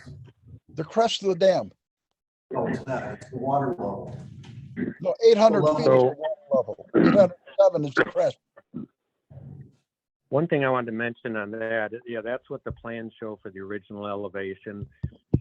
And I would just say that over the years with survey datum adjustments, you know, they may have built it to something a little different than 807, but what we found currently exists is that the west end of the dam is about 807.81, so it's about 10 inches higher than 807. And then the east end is about 3 inches below 807. So what settlement occurred since construction, we don't know, but we do know that the people who inspect the dam survey those markers every year. So one thing you could go back, depending on how long they've done that, be to look at the long term and see if it's been long enough that they can detect any trend of settlement, or if it's been the same since they started surveying it. From what I understand, the survey markers have not moved, but I think they were being checked for lateral movement, not necessarily elevation. They are recording the vertical elevation too, the both X, Y, and Z. They're horizontal, Okay. both directions, and Then, vertical. then that's been done every year. Okay. You don't happen to know how long they've been doing that, do you? Supposedly since it was built, because we were considered a possible high-risk dam, so it needed to be done. Where are those records kept? I've got a lot of them. I don't know if I have them for 50 years, but I can take a look at that and go through those this week. I believe they're filed with the state, so someplace in a dusty file cabinet they might be sitting. And we've got to get Paul a copy every year, so IDNR would have a copy too. Yeah, Sean, Norm Vandigo again. Go ahead. Yeah, I've got a topographical map from a U.S. Geological Survey. It's showing the elevation of the dam is 810 feet. Now, I would imagine they didn't come out and measure it. They probably got that information from Bauer or Branniger. Well, actually, a lot of the USGS maps were done with the old topo method. They fly it aerially and they use stereoscopes, Yeah. estimate elevations, and the contour intervals are 10 feet a lot of times, or less accurate. So it's probably just a very approximate elevation on the map. So I'm looking at the, with the state of Illinois that said it was 810 feet, that would be an approximation also.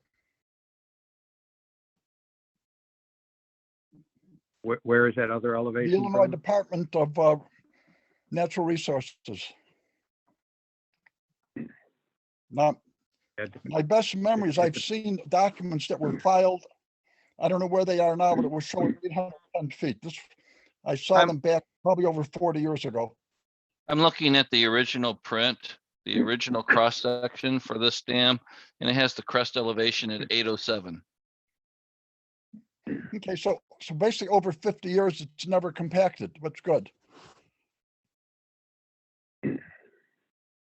I just found the 2002 dam inspection that I got from IDNR, so now that's about 20 years old. It's showing at the 2 points at the east and west end of the dam to be very similar to what the current survey is showing. You know, I'd say within 1/10 of a foot. They're showing about 1 foot difference from end to end, and I think the current survey is maybe 1.1. So looks like over 20 years, there's been very little movement downward, which 20 years ago, that would have made the dam. It was built about 1970, so it would have been about 30 years old at that point in time.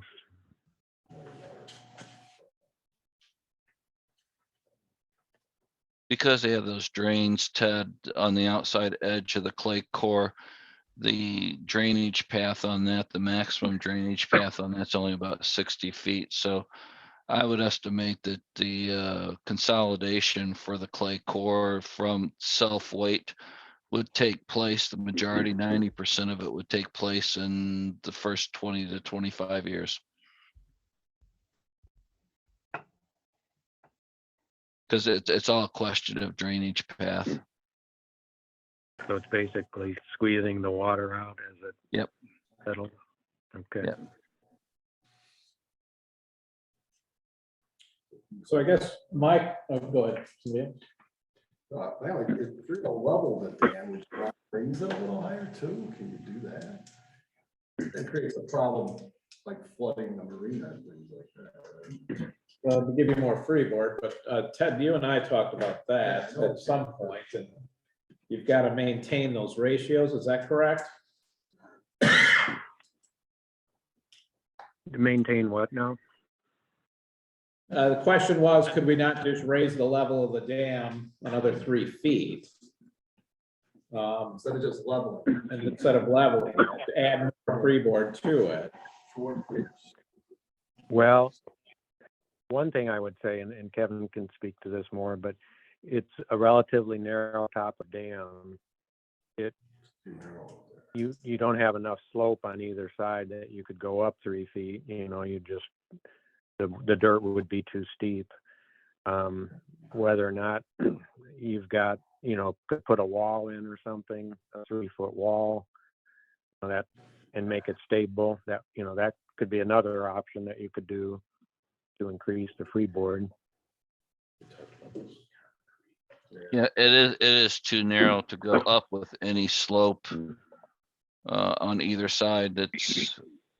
It's some right at about 10 feet width where it's at right now. All right, so I guess the next question is, how do we proceed, or what do we do next? We've got the reports, we've got some information. We've got the board here, we've got our ad hoc committee. How do we proceed? What's the next steps? I guess Ted and Kevin. Well, I think, you know, in my view, you know, it's been almost 2 years since we presented the report, maybe a year and a half, and you've had a lot of time to think about it. I think the decision would be, you know, if you're ready to begin moving forward with the design of the project, you know, as far as, you know, selecting an alternative. Of course, you have your budgeting work to do, but you know, if you're ready to move forward with this step, then we could provide you an estimate to do the design and work on getting the project underway for alternative you need. But I think we've looked at enough things, you know, that things could proceed with designing the labyrinth spillway. And the planning report we did was based on available information, but you know, now if you could approach it with design, then we'd come out and do some more detailed surveys and do some more detailed drawings to actually refine just what that labyrinth spillway will look like, and then the configuration of the channel downstream. And one thing I would mention, if you are, you know, thinking about moving forward with it this year, the surveying of the channel is going to be much easier to do while the vegetation's down. While we were out there in December, you know, most of the vegetation was down, and you could get a much better look at the rock walls on either side of that channel. So one thing I would suggest, even if you want to separate it out from the design, would be to have a survey done of that channel while the leaves are down, and get that done, because surveying it once, you know, things sprout out would be very difficult. But as far as that's the only part that needs to be done in a certain time frame. The rest of the design would be done, you know, in the office and wouldn't wouldn't involve that much work at the site. Okay. And you have been looking at costs for that or estimates for that, just preparation, correct, Ted? Right, right. We did get estimates from two firms that do what's called a survey scan. It's using a LiDAR scanning technology, which basically, you put a unit down in the channel and it radiates waves out and gets distances and can create the surface. So we got two estimates. They were in the range of $19,000 to $20,000, which seemed too expensive to me. And Kevin and I spoke, and it seems a little too costly to do that approach. And we kind of decided we don't really need a super accurate survey of those two rock walls. So we've got a more manual way of doing that probably be more like half the cost, that they come in and do it with manual surveying techniques. And so, but even that would be best be done, before the leaves come out. But all we want to do is get an approximation of the width of that rock channel downstream of the spillway, and we can do that with conventional methods for less cost. Okay. So I guess everybody fine with him continuing with that quote, get that Steve's to got us. the checkbook ready. Yeah. That's right. Okay, we'll continue with that then, Ted, and get that to me when you can. Okay. For the survey part of it? Yes, please. Okay. All right. So. In, They thought in long this, term, go ahead, Kevin. We're loving them. I was gonna say, in the scheduling part of this, and Ted, don't let me speak for you, but we put together a budget, would say, to come up with the design phase and then to submit it to the state, and then you have approval, and then after you have approval from the state, you go out to construction for it. And wouldn't that be your basic steps that would be the go forward on this? Oh, yeah. Yeah, that's correct. And the overall plan of things, yeah, that's right. You're probably talking about, well over a year. You've got the design phase. We prepare plans and specs, review them with you, submit them to the state. Permit review process, it varies how long it can be. It could be 2 months or 6 months. And then they review it, and then they would issue a construction permit from IDNR. And at that point, then you can go out for bid and then begin the construction process. Okay. I guess what I would suggest is that, we've got some of the ad hoc here today. There's others that weren't able to attend today, but they're gonna watch the recording. So we have a meeting with them here in the next few weeks, and then we can proceed and come back to the board with a recommendation. We definitely want to get the survey, at least an estimate for that, and then we'll talk design at that next meeting with the ad hoc. Is that okay with the board? Yes. Do they think that we need to do both of these? Sorry? Do they think that we need to do both of these, the dam and the spillway, if we're making the spillway? Why do we gotta wait for the dam? All right, did you hear that, Ted? No, I didn't hear it all. We do the spillway and we do the labyrinth weir. Is it really necessary to level the dam crest? Yes, it is. Yep. To get the dam crest raising is a relatively inexpensive thing, which just gives you another foot of height on your dam. And right now, the height of your dam is considered that low point, which is a few inches below 807. You fill it in, now you have a dam that's up at 807.8. And you do need that to give you more freeboard protection from overtopping. I'd say it's an important component. Agreed.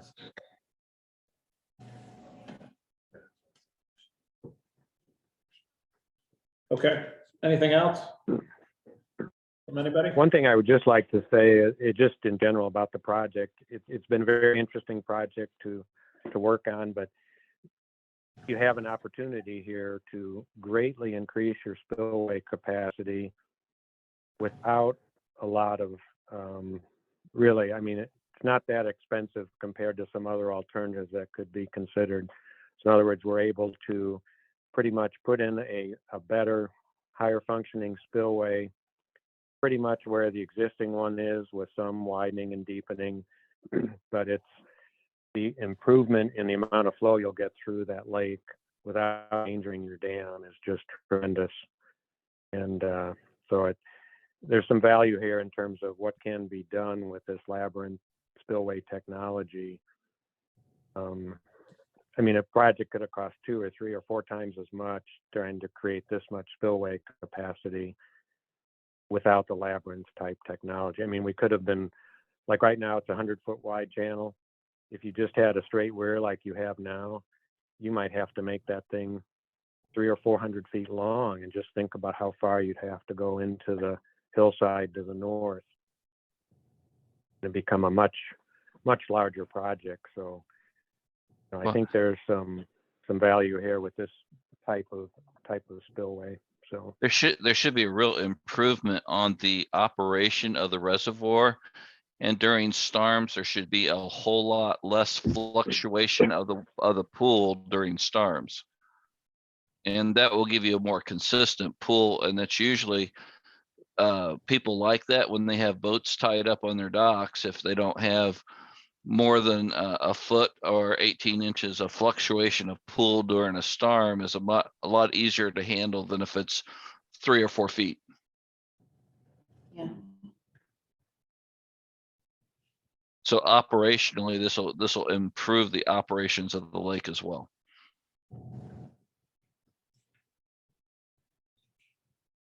Okay, Thank you. thanks, guys. Thank you Appreciate so it. much. all right, good to meet with you. Yep. Thank you. In 2017, it flooded. My boat was sitting on shore. Went up 4 feet. Shore, you know, and the two of them floated around. The guys doing work on your value My add. boat was back here. Okay.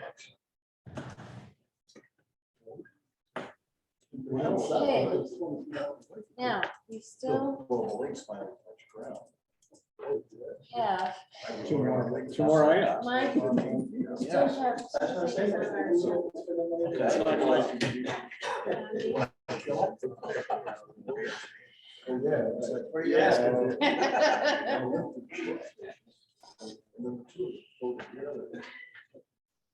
Okay, we still have items 12.12 foundation discussion and 12.13 capital projects update on our agenda in open discussion. So item 12.12. We have everybody on Zoom still. We're down to 6. Property owner Sean Cottrell, 1082 Mustang Lane, has requested a discussion regarding the foundation. In particular, the initial legal fees, advertising fees related to the Apple Corps, hosting the web page on the ACL website, and maintenance required for the bench program. So let's open that discussion up. Are we outside of Robert's rules? Yes, we are. Yeah. Sean Nordley, did you have some information you wanted to share? Yeah, I can start with On this, that. and I mean, this came from an email from Sean some time ago about seed money that was required to start the foundation. And the foundation's been on the strategic plan since 2016, and strategic planning came to the board and said, hey, we would need some seed money for legal in order to start a foundation. The quote for it was about $2,500. So it's not an amount that requires board approval. So it didn't have to come to the board for a motion to do that, okay? That seed money was used and the foundation was formed with that, and they now are the 501c3 with that. As far as advertising in the Apple Core, posting the web page, any of that, we have many groups here. I mean, we have a foundation, we've got the Garden Club, we've got Relay for Life, we've got the Bass Club, and we don't charge for any of those. We don't charge them. We're all one big family here, and I don't see a reason why we'd want to charge those groups to do those things. Bass Club meets here the first Wednesday of every month. We don't charge them a fee for meeting here.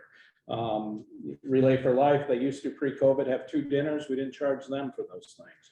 So it's just never been something that I've known of. In my time, we've never done it. I don't believe we've ever done that.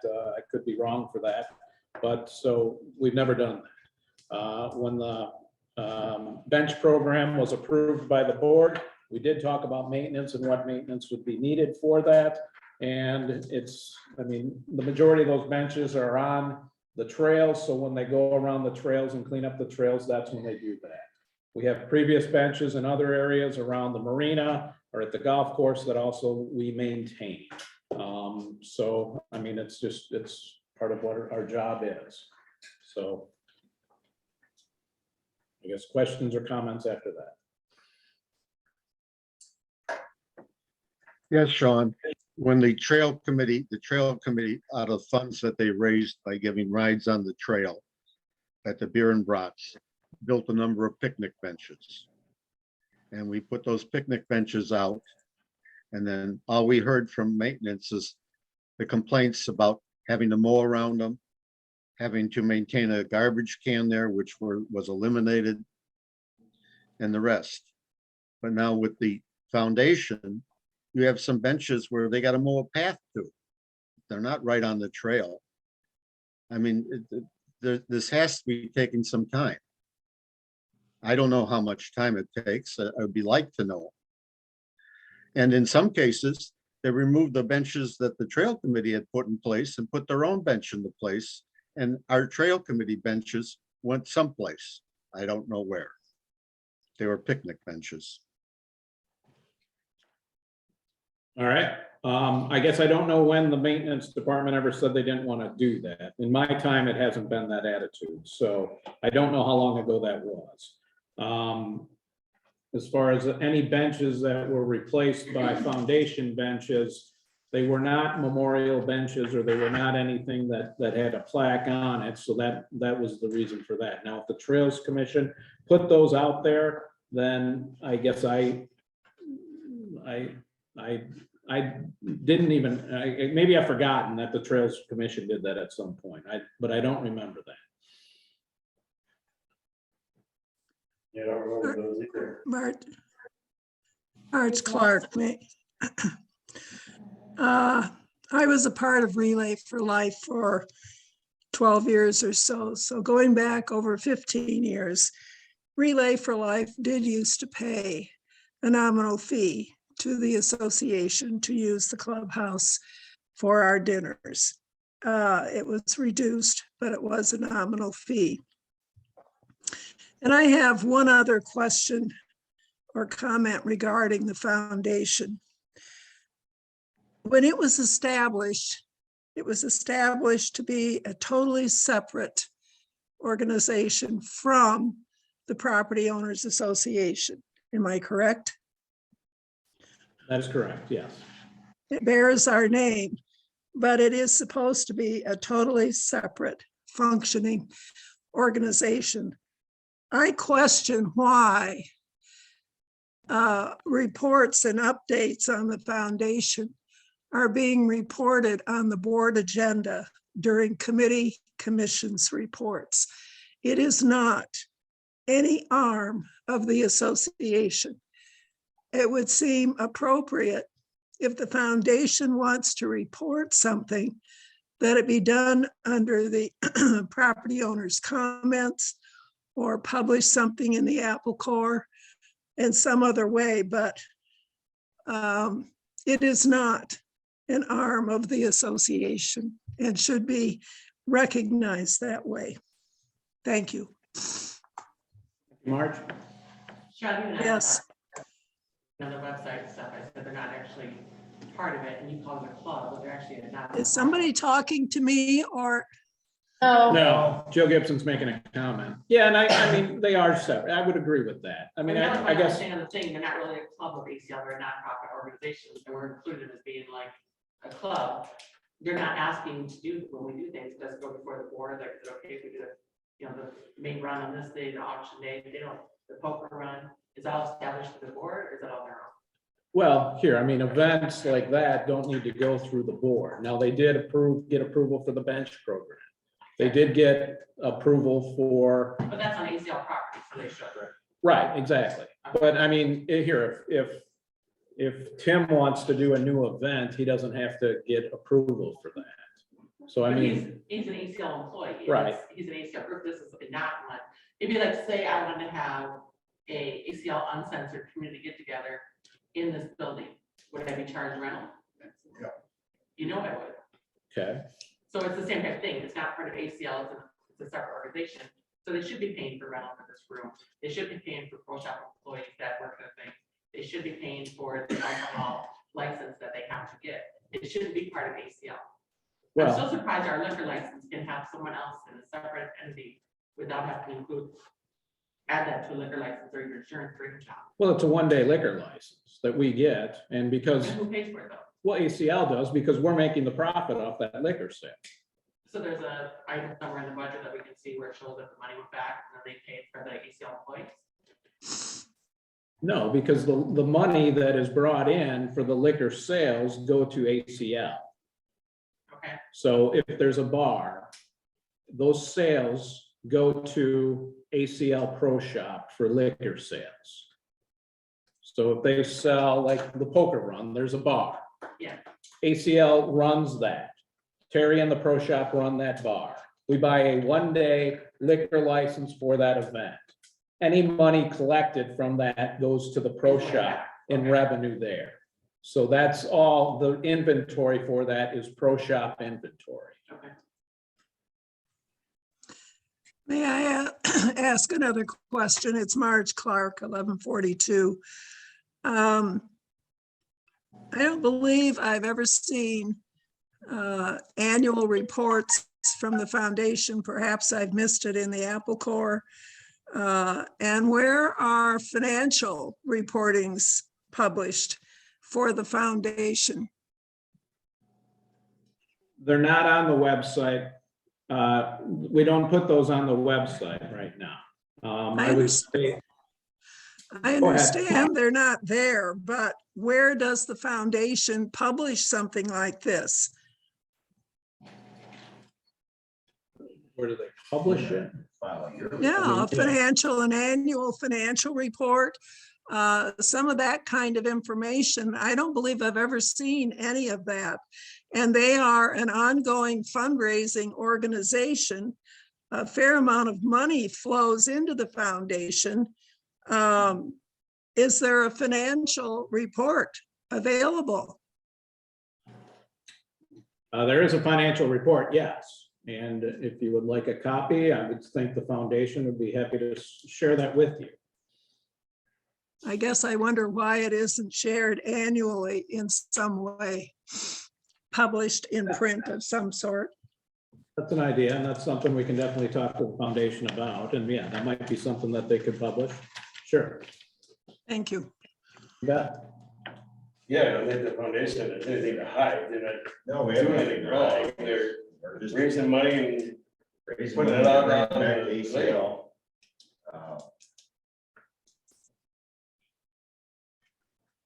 That's just it. The money that we raise comes back to Yeah, us. everything that we raise comes back to ACL. I don't know what you think. Yeah, they just, I mean, they just granted 7,000 Yes, yesterday. we just granted 7,000 in grants here yesterday out for ACO beautification. It's a little bit like the right hand slapping the left hand. Define. No, I mean, how, where do we? It's helping us, the association. So what's the problem? Right. I agree. I didn't know what you meant though. Yeah. I was trying to figure that one out too. Yeah. Why do No, you? I understand, Rob. I told you. I don't think It may be helping the association But is that a legitimate charitable use of the money from the foundation? It's our mission, yeah. But isn't this a nonprofit organization? It's a charitable organization. Don't the proceeds, doesn't the money have to be used for charitable purposes? No. No. We went through that. Why not? We went through that stuff. It's, as long as it's for the mission of the foundation, those monies can be distributed, awarded. And used for private, Yes. that just doesn't make sense. No. I always thought it had to be educational. It has to be a charitable organization. That's, that's what their whole pavilion, everything that they're striving for is an educational pavilion at Bathroom Trail. That's their, The state has approved us as a foundation to enhance the beautification, the conservation, and the preservation of Apple Canyon Lake. We are state approved. We have went through the state to get approval of this, along with help of, I believe, a little bit of our legal counsel. If state approval doesn't mean that you don't have the same rules to follow, or just so you're aware. Still not charitable. State approved, there are a few differences. they've got a 501c3 status Right. as a charitable, right? Okay. As far as the awarding of their, is that what you're asking? Rich? What I'm asking is the funds that the foundation gets, maintains, can they be used for non-charitable purposes? Okay. And I've always understood it to be, I mean, if it's long as it's fulfills the mission, that yes. Rich, I believe the funds have to be used in some manner to benefit the public also. It can't be strictly a one-place thing. I can see that, and I would agree with that, except that Apple Canyon Lake is a private organization. It's not open to the public, with the exception of the golf course. Rich, I'm in agreement with you, but supposedly if they build a pavilion below the dam, that's going to be open to the public. No, we're not saying that the bathroom would then be open to the public. I thought the nonprofit had something to do with this too. Maybe I'm wrong. I've been told the reason for building a pavilion down there is so they can have stuff and parts of that stuff that they'll have in that pavilion will be open to the public. It would be open for the membership and their guests, and there's been talk of events. Conservation was gonna have an event prior to COVID that would have used that area down at the bathroom that they wanted to open to the public. So I mean, there is some things with that. Obviously, anything with that would have to be board approved. The Model Railroad Club I belong to is a 501c listed place, and we have a certain set of rules that we have to follow.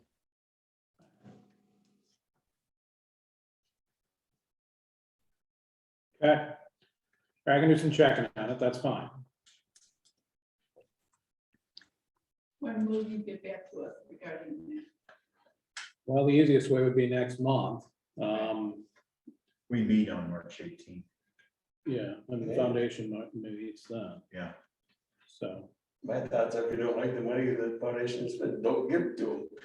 It's not like it's part of the dues. This is That's crazy. not a correct comment. What's that? That's not a correct comment. That's not the point. Okay, let me do some checking on that.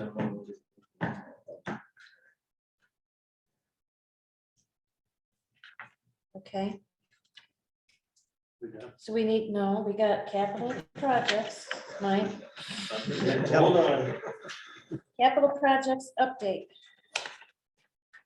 Okay, I guess the main thing I want to talk about here is the pavilion. Last month I said I would bring the drawings that we've had, which are now here for those on Zoom. It is available on the workshop page under the board, but these were done in 2012. Yes. So we've got an idea of what they had in mind for this pavilion at the time. And it's, I mean, it's a nice looking pavilion. Yeah. It incorporates, you know, the cement poles here as a walkway from the clubhouse leading from the deck here to the pavilion, and then it extends to the tower. If that's something that we wanted to do. But at least we've got an idea of what we're looking for here. So I guess I'm looking for direction from the board on how do we proceed? How do we want to, what do we want to do with the pavilion? We need an ad hoc that would start working on this, or do you start with, I mean, 30,000 is not enough, 32,000. Steve proposed another 9, you know, to put in there that, you know, we'll bring back next month. 11 from our ACC. What's that? We've got 11,000. From the designated, okay, I'm sorry, 11, ACC, yeah. 11,645. That's what I was trying to say. The general ledger, getting balance, this number was the closing check. Bank account. And what happened is we actually paid some refunds on the general ledger account. So this is $9,400. She could have done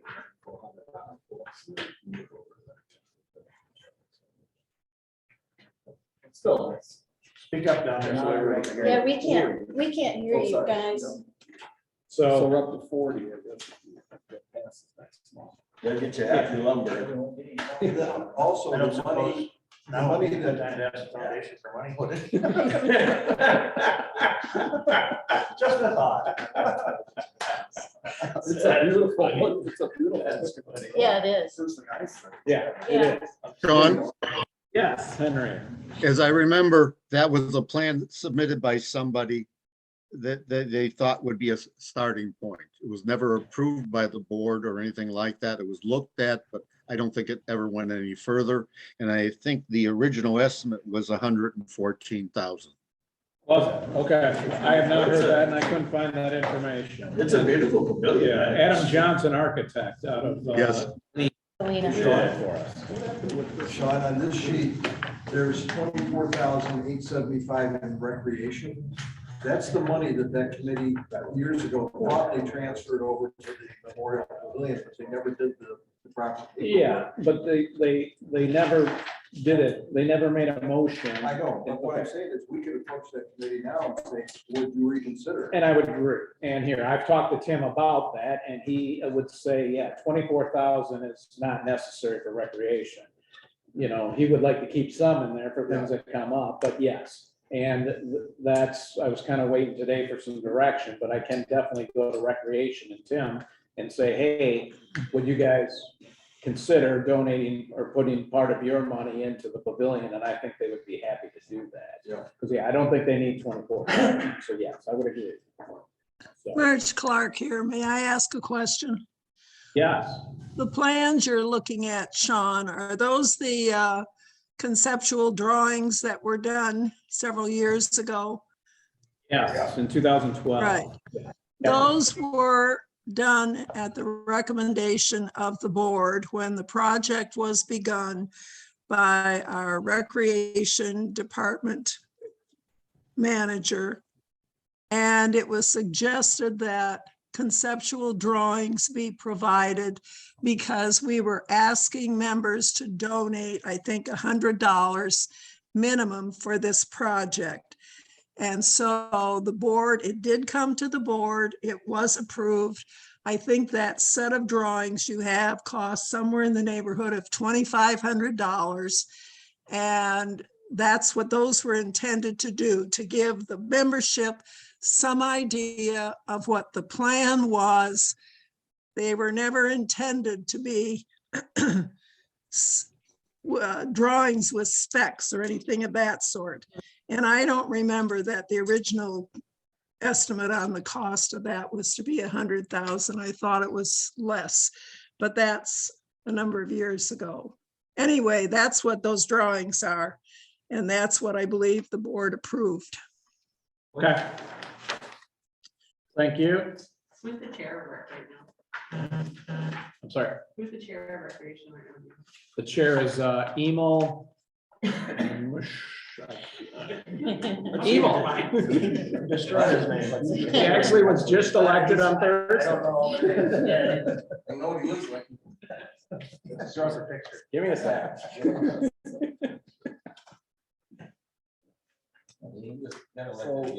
Yeah. So I guess where do how do we want to proceed with this? Mishka. So, is Marge still on? She is. So Marge, it's Steve.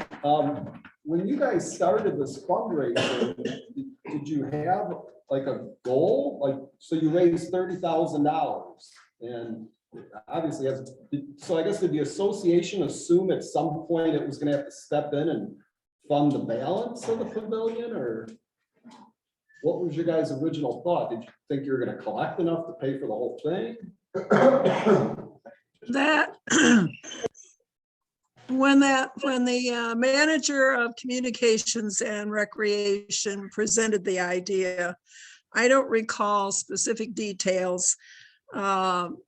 And I somehow a $60,000 figure is in my head. Now, I don't know if that's something else I'm remembering from that period or not. But the idea was to raise that. I don't remember that it was ever brought to the board to propose that we would do fundraising for X amount of months, years, or whatever, and have the board fill in the missing amount. That never got discussed openly. This was hopefully to be a project, and that's how it started, but it also died on the vine. We had the drawings up for a year or so in the clubhouse, and then they were put away and nothing more was ever said about the fundraising. So it became a project that, as I said, died on the vine.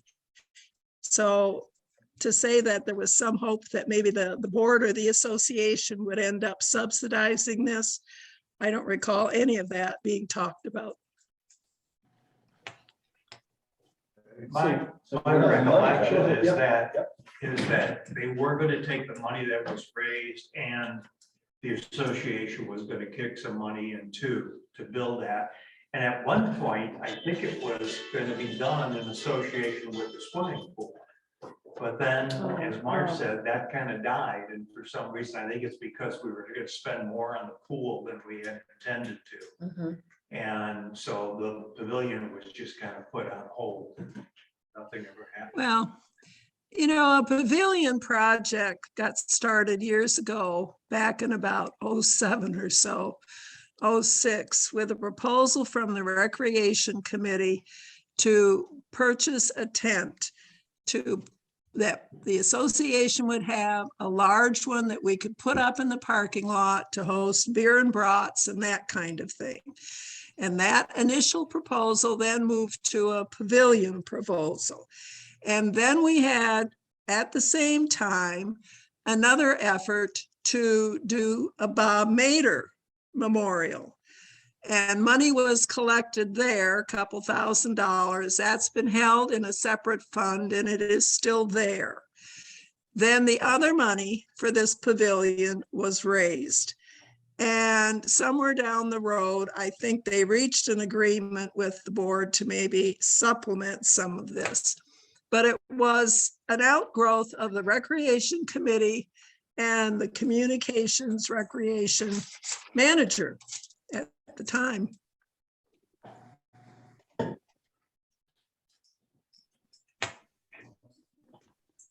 So we haven't done anything since 2012. I guess I would propose, you leave this, we don't make any real decision today, obviously. No. But maybe can we bring this up at budget? And then if budget recommends to the board a capital project that includes dollars for this, the board can either approve that or not, and can throw it in the budget slap and see what they come up with. Or you just say, here's your money, what can you get for $60,000? Well, it's ongoing, because once we start this, people can contribute, this year, next year, they can. To buy a plaque, is that the? Well, the contribution more than pays for the plaque. Yeah. So if you're contributing, if you're a plaque holder Yeah. right now, you don't get a $5,000 piece of metal, you get your name on a piece of metal. Get a sheet of plywood. Under platinum. Yeah. Yeah.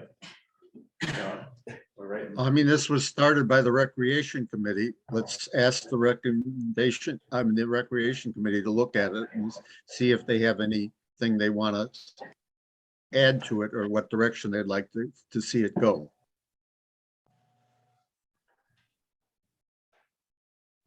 Okay. Edie's got a question. Before it goes to Are you budget, would still you? planning on doing it exactly this way? Because at the time, I was reminded that the fire department told us that we can't come in. They can't come in and build it and do it. If we build it here, the fire department can't come in and do anything because of the lack of space. Can't get a fire truck back there. This was. Yeah, but how would they get back there now? Yeah, this camp project. How would they get back there now?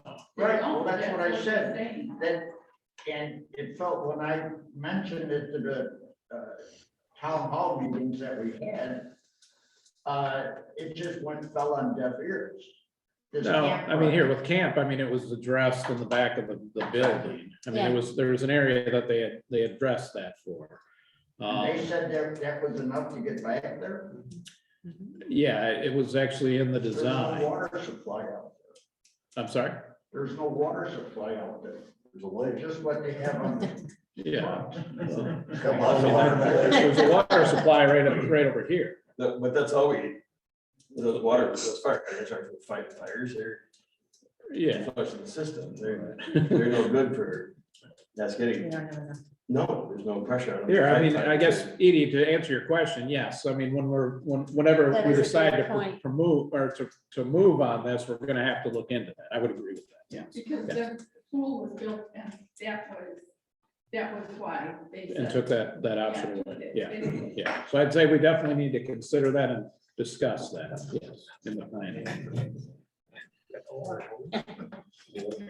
right, so we start at recreation, talk with them, Yeah. I and see what they think want so. to do, Yeah. and then I'll bring that back next month. Yeah. Is that okay? Yeah. Okay. You. Yeah, bring her next one. If we have- All right. Okay, so can I have a motion to reinstate Robert's rules of order? Tom and Nolan, all those in favor? Aye. Okay, Mike is motioning to adjourn at 1 PM. To reinstate Tom and Nolan.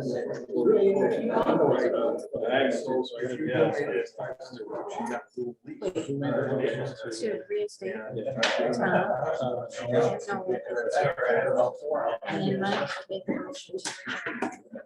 All right, thanks, everybody on Zoom. Have a good weekend. Henry, take care. Stay Yes. warm. Talking record heat down here. Enjoy. We had a snow squall yesterday. That's supposed to be 50 tomorrow, right? Supposedly. Yes. We hope. All right, we'll talk to you later. I was driving over here, so I missed it. I